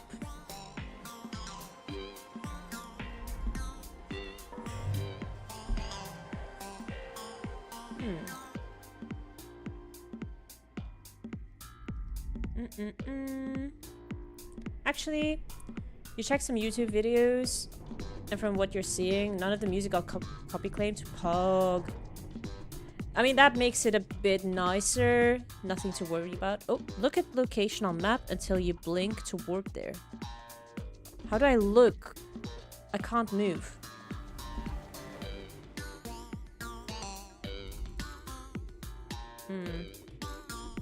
I think I'm stupid, guys. Oh, wait. Do I just... And now I wait until I blink?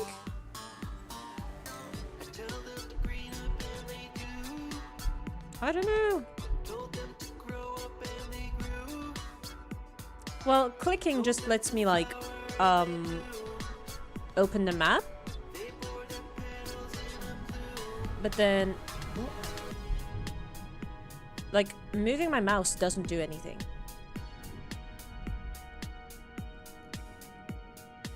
Yeah. Anywho. Right. How do I even leave the park? I can't remember the instructions for that. Guess we continue wandering. Is that the... Yeah.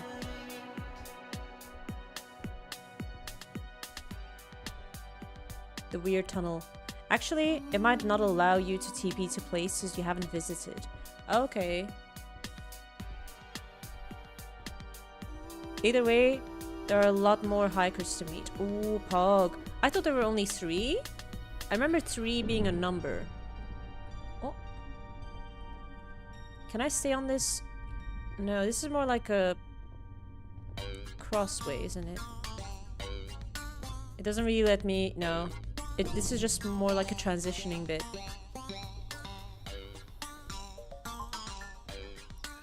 I think I must have come from there. That's where Zen was, right? So if we turn this way, we'll meet some new people, hopefully. Beyond the edges of the atmosphere lies the incredible vastness of space. But that vastness is far from empty. From the beginning of time, countless neutrinos have been moving through the cosmos at nearly the speed of light. And new ones are born all the time, in the hearts of stars and nuclear reactors. Our universe is full of neutrinos. But neutrinos are nearly impossible to measure. Despite the fact that there are so many of them, they rarely interact with anything in the universe. Neutrinos stream through matter as easily as they move through the vacuum of space. About 100 billion neutrinos are passing through every square centimeter of your body right now. But you won't feel a thing, and not a single neutrino will make contact with any of your 7 billion atoms. These numbers don't really make sense to us, though. 100 billion neutrinos? Atoms numbering 7 followed by 27 zeros? 6, 7. They can't properly communicate the sheer scale. There are plenty of mental exercises to capture the scale of a billion, but my favorite is the simple truth that it would take 100 years to merely count to a billion, and that's assuming that you can reliably say numbers like 423,786,305 within a few seconds. But those numbers are inside you. They make you. You contain unknowable complexities. You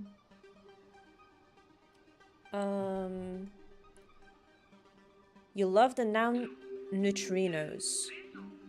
Yeah, I don't really know what that means, to be honest.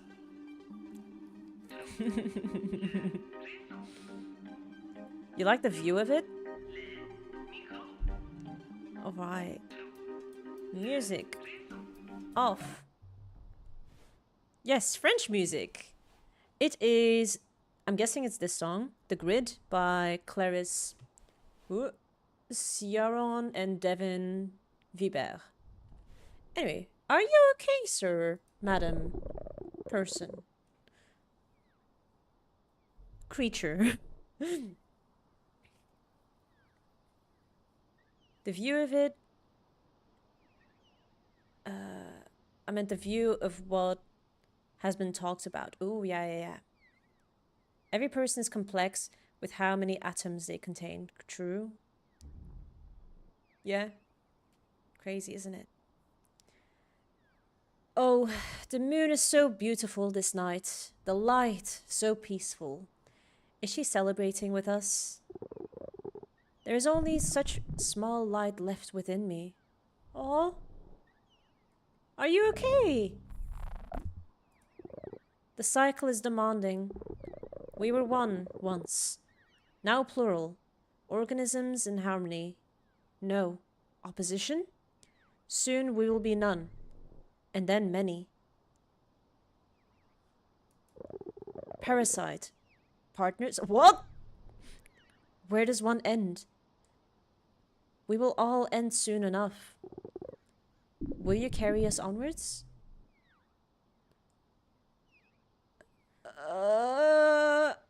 Are they taken by the spores?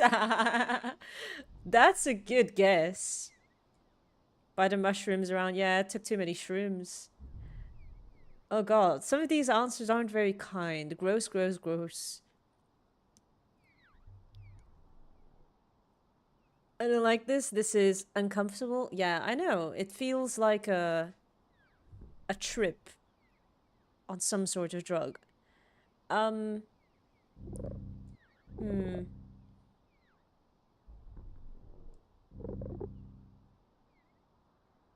you symbiotic? Let's see.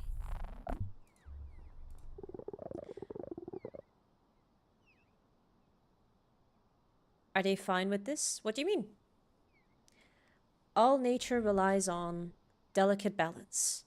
But we are just one small piece of that equilibrium.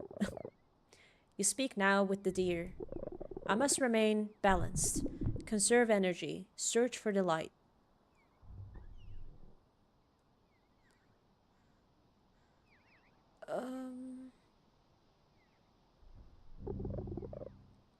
Why are you letting the fungus consume you?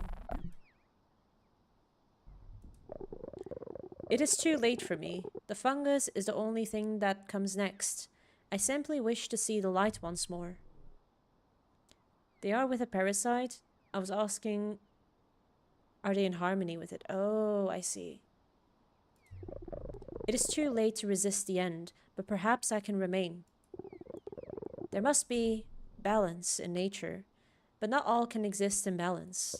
What lives in balance in one place spreads out of control in another. Kudzu taking over the southern forests. But that too is a lie. The spread is much slower than is feared. Can we maintain a balance between ourselves and the forces around us? We must find balance. In the ways we can. The scales tip so precariously. You must act, it is true. But there are limits to how much we can push back. Accept your place in a larger system.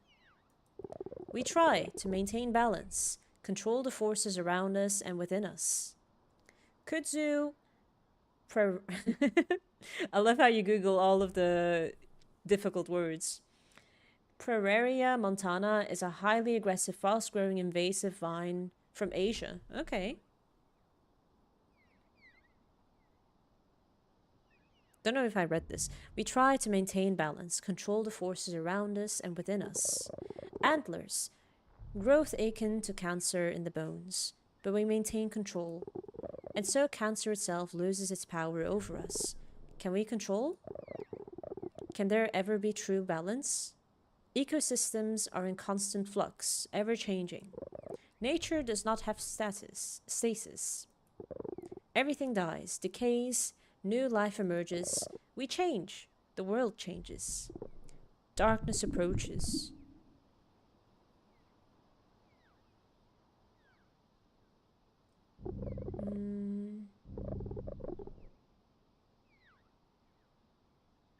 I like this mentality. We have to just live as best we can. Find your lights. Seek the light. Wait for darkness. Accept change. Okay.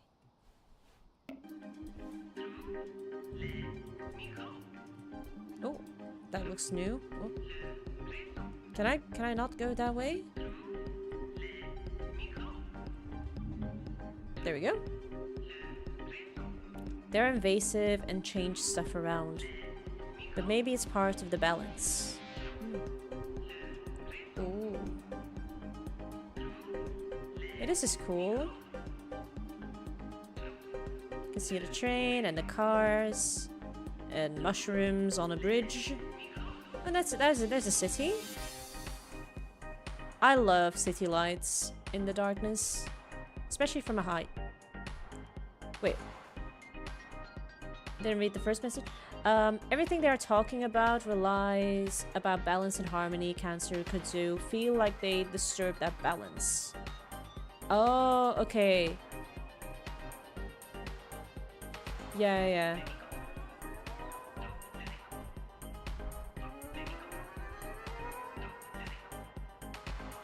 What is that over there? My first thought is a graveyard. But that's just my eyes like filling in the blanks. It's probably not that, but I don't know what to make of it.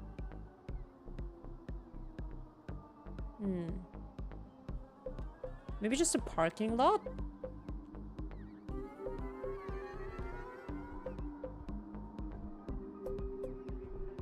I can't see in 360p. Can't help you, love. That's alright. Oh. What's here? Oh, well, we're going down some stairs now.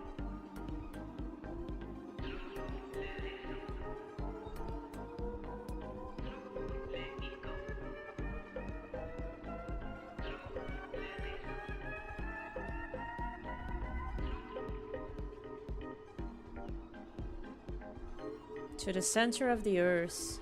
Are we going to hell? Oh, it's getting bright here.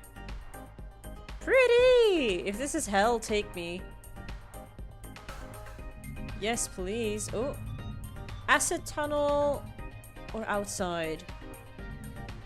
Oh, that's a difficult choice. Let's go touch some grass, y'all. Hi. Outside first, right? Yeah.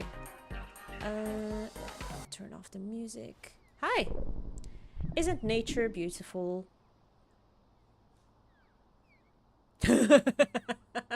Average gamer be like, I'd rather be inside. It's sublime out here. Inspiring, I think. Makes you want to go for a walk. Honestly, this game has made me want to just go out for a drive or a walk or something, or just get lost. Probably not the best time to do it, like out in the winter, in the darkness, but yeah. I've been watching one of those Earth documentaries. The cinematography is incredible, you know? I'm not really a person that really likes documentaries. I rather choose the exact time of when I want to watch a documentary. Like, sorry, what I mean is when I'm intrigued by a topic, I will go and look it up. But I won't be entertained by a whole session of a certain topic. I want to go out, but it's scary. Yeah, I know. If only... It's tricky, because when it's winter, you get to, like, celebrate, like, the lights and sparkles when it's dark outside. But to go out for a walk, you also feel like you need some, like, warmth and a sense of safety from the lights. So, yeah, it's never good enough, I think. I think the winter and the summer both have their purposes. It's just that the winter gets hated on more. I mean, a documentary about the subject you might be obsessed about would be nice and interesting to watch. I see. I think I rarely, if ever, watch documentaries. I'd rather just Google something, like take bits and bobs here and there. I'd rather spend my time being entertained by other things like games, films, shows, going for a walk, touching grass. But yeah. You're surrounded by nature right now. Yeah. But is it high definition? 4K? Not that it matters on this screen. How's the cinematography though? The ambience out here certainly does add to the immersion. I used to as a kid a lot. We didn't have phones, but TV was nice. Animal documentaries, yeah. I imagine I would like animal documentaries of very odd animals that I don't often see. Maybe like red squirrels or something. Because in the south of England we don't have them. Because grey squirrels, they're kind of like an invasive species in England. I think they came over from America. The native squirrels to England are red squirrels, but grey squirrels are quite like aggressive and territorial, so they've kind of like driven them away. And the only place where you can still find red squirrels are more up north. Which is a shame, because red squirrels are gorgeous. They're adorable. Ew, American squirrel. I think they're all cute. It's just a shame that they can't coexist.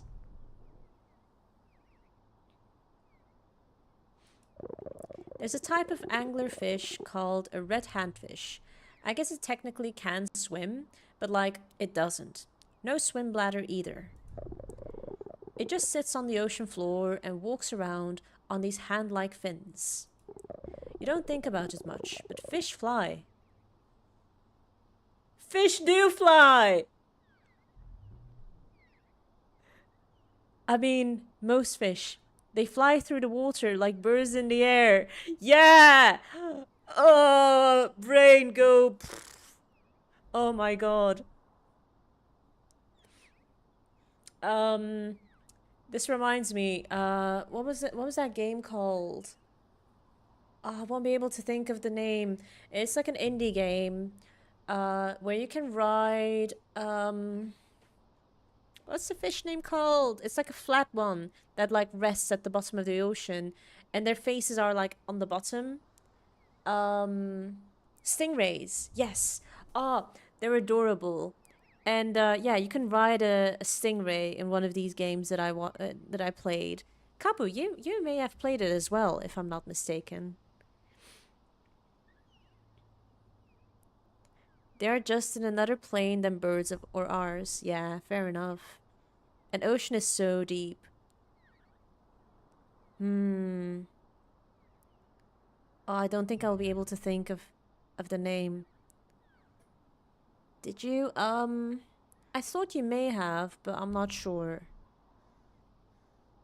Oh, that's gonna bug me. I wish I had this wonderful, wonderful memory of like names and things, but no, I can imagine the game in my head. I just can't give you the name, which is very useless because it only entertains me. But if I do think of the name, I'll let you know. Um, but yeah, fish fly. And these little guys are stuck on the ground.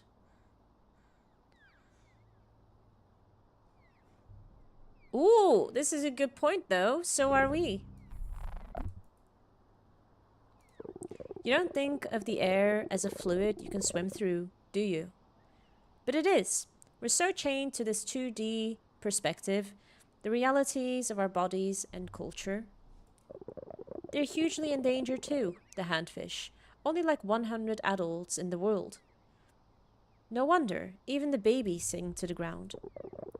So some conservationists are trying to raise some in captivity to introduce new populations and new genetic material.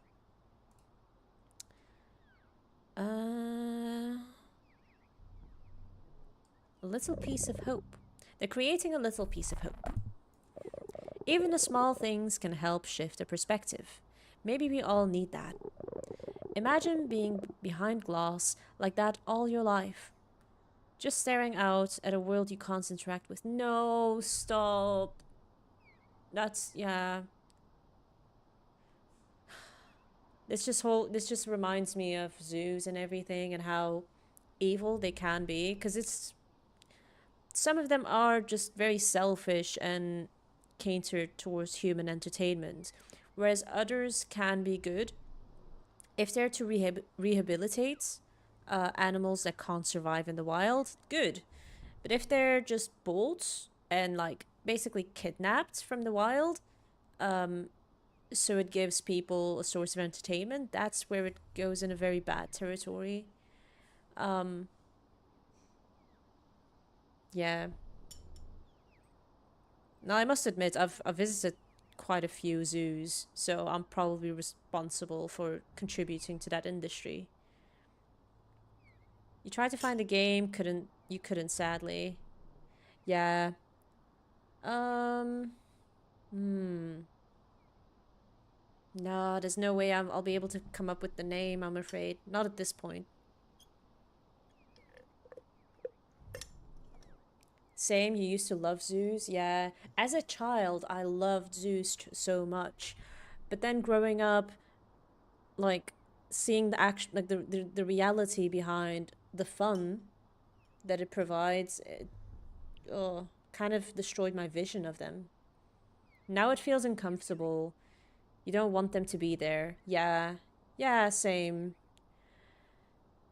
I would like to look up if there are any zoos that specifically house like rehabilitates animals that need help, or maybe the type of zoos that help to like increase the population because in the wild they can't really um increase in numbers.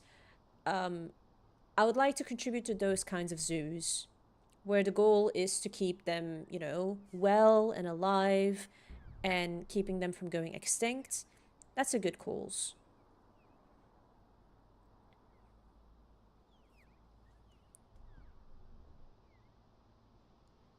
Monterey Bay Aquarium, you believe is nice? I'll look it up. It's an American one though. Huh, well, what state is it in? If you remember. And then suddenly you're lifted out and put into that wide open world. God, that must be jarring. Would you rejoice in your freedom or be stunned by the change? Well, I was thinking the second, but long term, I'm sure you'd love the freedom if you have the survival instinct still. It's in California? Okay, I'll keep that one in mind. Do you think that much isolation would change how a young mind develops? Absolutely.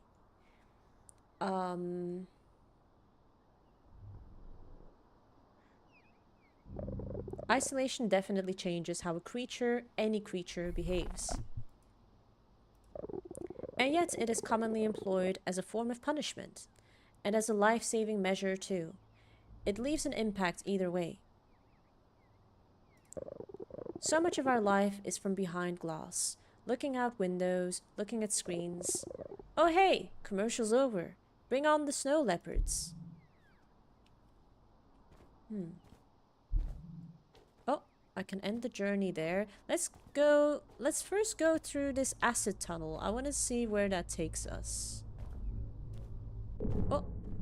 Oh, this looks familiar. Actually, I quite like this without the music. Oh, I can't go anywhere. This is just the end. Dead end. My entire life is behind a glass. I wear glasses. Oh, bless you.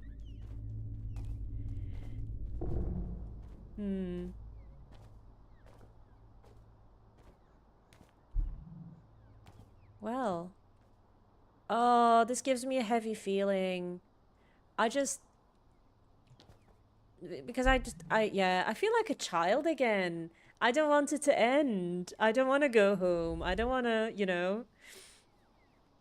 I don't want to finish with the fun. It reminds me of I don't know, staying over at a friend, and I'd be begging my mum, "Oh, please, please, please, can I stay the night?"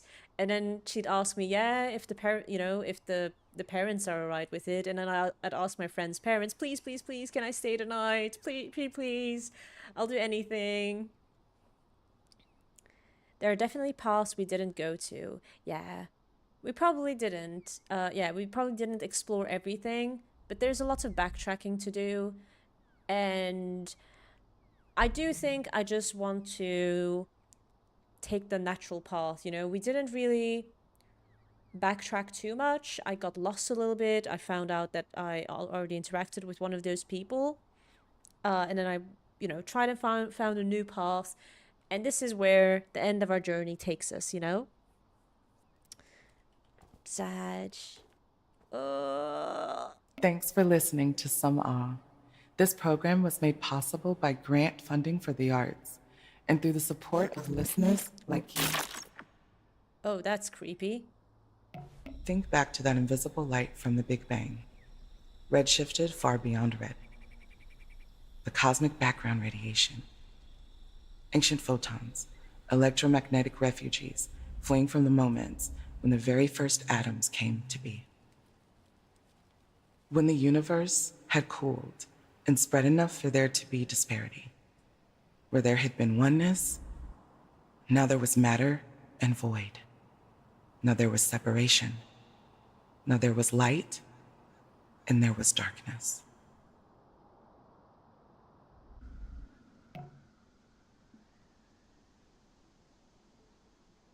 Back to the credits. Okay. Instead of being a 40-minute game, at least we made it 2 hours. A lovely 2 hours, honestly. Yeah, I agree. You're getting this game to support them? Hell yeah. Yeah, they deserve it.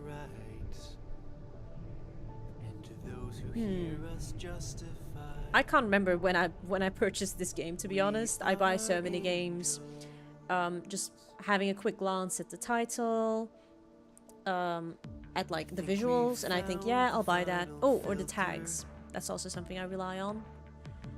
Oh wait, guest composer. I didn't realize Cosmo D composed music. Ah. Interesting. I thought he would have like helped with, I don't know, the art or whatever, but no. He helped with some music. Ah. Yeah, no, this is definitely a game that you can spend a long time in.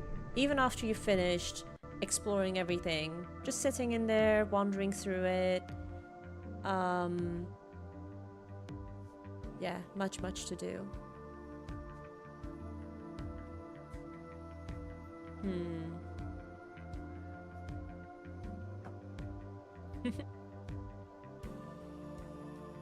I want to see Clark, our lovely robot, once again. Before I make my, before I make my leave. Take my leave, make my leave, take my leave. I always confuse the two. One of them is correct. You want to see Clark again? Hell yeah. Let's say hi to Clark. Although the Zenyatta one, the one similar to Zenyatta is also adorbs. But Clark made sure that we're okay, so he has my heart. This game has been 65% off since September. Ooh, damn, that's a very long discount.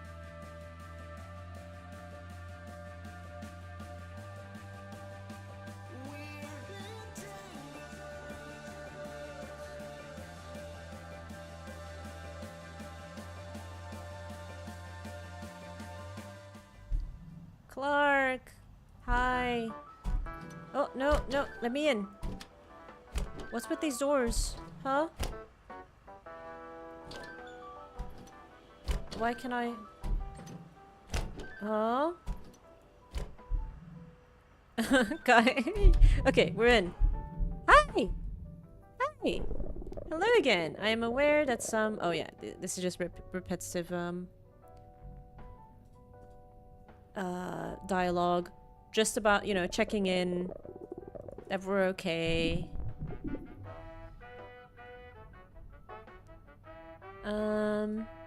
If I were not okay, what help would it provide?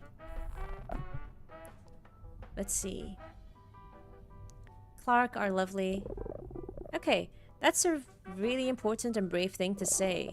It's important to ask for help when we need it. And I care for you and want to help you get it. There are kind humans who will listen and who have the skills to help you. I hope it's obvious by now, but there is power in simply talking things out with someone. True? Please visit takethis.org/resources to find the best resources for you in your local area. This link is also available in the polls menu. Pog. I've never heard of this website. I will check it out just out of pure curiosity at some point. But yeah, takethis.org/resources. And I presume, yeah, that will give you like resources to help. I'm thinking mostly like mental health. But yeah. Nah, I am actually going to cry. You held it so well. Oh no. Oh, he's adorable, isn't he? Oh, you sent the link to me? Thank you. I will check it out. You are worth helping, and it can get better. You've already taken a huge step just by talking about this with me. That's so sweet. The next steps are up to you, and they can start very, very small. If you know someone who feels safe to talk to, start there. Just letting another person know is a big step. In the meantime, we're going to do our best together. I have some general self-care advice that might help you feel better. Does that sound good? Oh, let's hear it out. Yes, why not? It's not magic and it's not complicated. Just a checklist to make sure your needs are being met as well as can be in the present circumstances. When everything feels hard, or when you feel far away from your ideal self, even deciding your very next step can seem impossible, if you're stuck, don't worry. You're going to follow a little checklist I have to make sure your needs are getting met. Clark is basically giving us, like, I don't know, a type of, like, aftercare, like, you know, after the game. Because the game does delve into some, like, deeper and darker topics that can bring you down, that people can react badly to. So this is definitely a must-have for game. Well, it's relevant here for Clark to be here and, you know, help you. Yes, Clark, make me cry more. This process is designed to take as much of the weight off of you as possible. Each step requires little energy or judgment. Self-care is important, and you deserve to devote some time to it. Ready to begin? Sure. Excellent. Okay, first question. Are you hungry? Have you had anything to eat in the last 4 or 5 hours? I'm not hungry. And I don't need to eat. Next question. Do you have a glass of water nearby? Ooh! Clark is gonna judge me! Wait, what's this answer? Don't like water.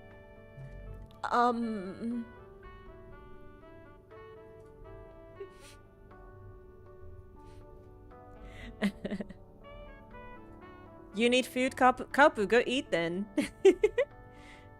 You just drank? Very good. Good girl. Well, do you have a glass of water nearby? I don't. No. Okay, then your next task is to get some water and to take a nice big drink of it. Come back here when you've done that. I'll wait for you. What? What? Oh god. Wait. Okay, I would feel very dishonest for not doing it. Oh, the pressure. Do I just go? I'll Okay. It's not water, it's squash. It's like it's water mixed with like salt and sweeteners. So I think that'll count. Okay.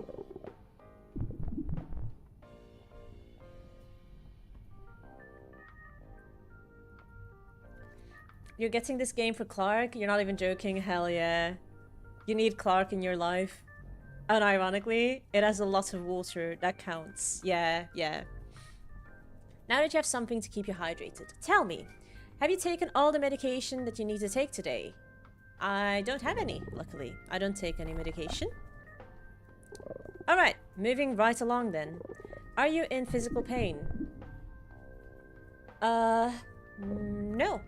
No, I am blessed to not have any, yeah, physical pain.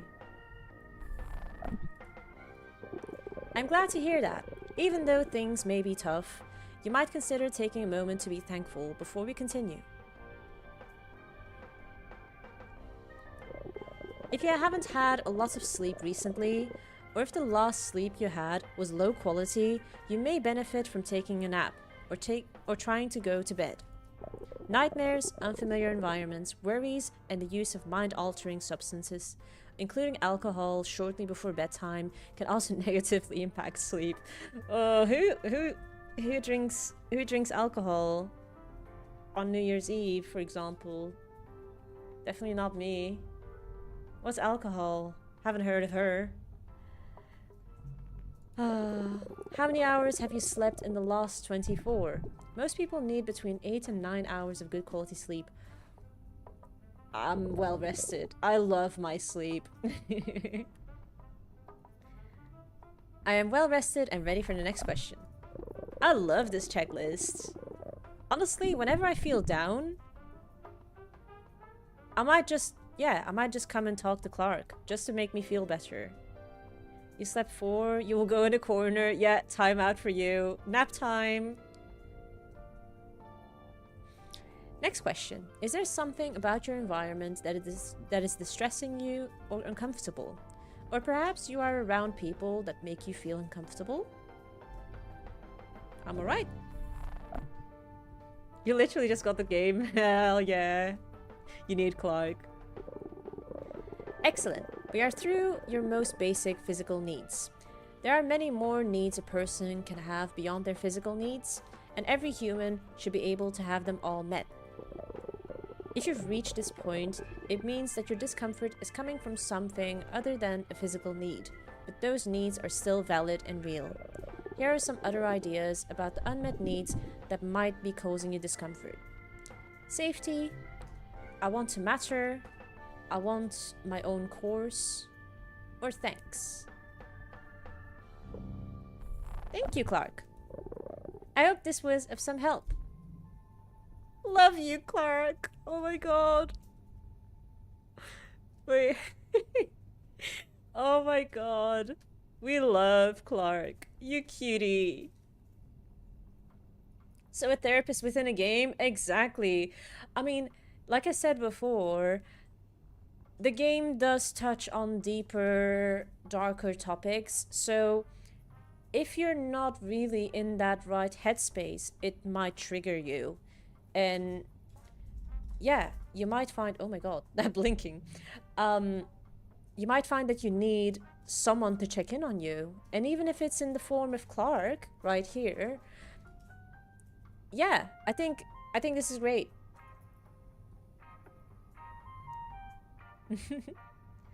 Unneeded, you're your own. Slay. Clark is better. Clark is limited. Yeah, Clark is limited, but it does serve the basics, you know? Like, have you eaten? Have you drank enough? Have you slept? And rather than like googling like symptoms of like not feeling well, having Clark actually ask you, hey, have you done this? Have you done that? Have you done this? Really does help, I think.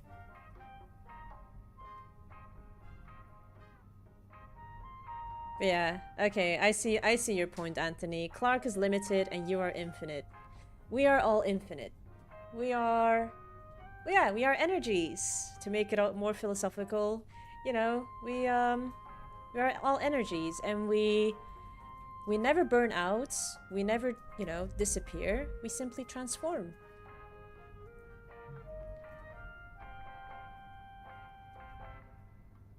Clark is not you. Sometimes you can't listen to yourself. True. Even the best doctors can't really take care of themselves. They're the worst patients. They need another doctor to take care of themselves, you know, of them.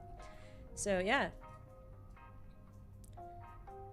That's when lovely Clark comes into play. Exactly. Can't generalize. What do you mean, Anthony? The point isn't that Clark helps with all of your issues. It addresses your physical needs, and once those are, you know, all ticked off, it then tells you, hey, your physical needs are met. You should look into the mental or psychological bits. And yeah, Clark does acknowledge that he cannot help with that, but he does give resources. He gave us a wonderful link.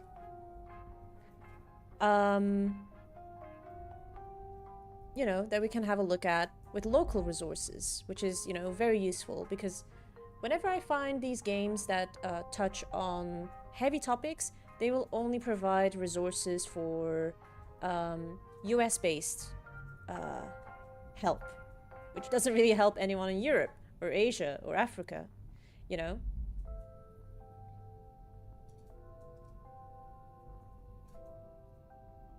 Not saying Clark is bad or poor.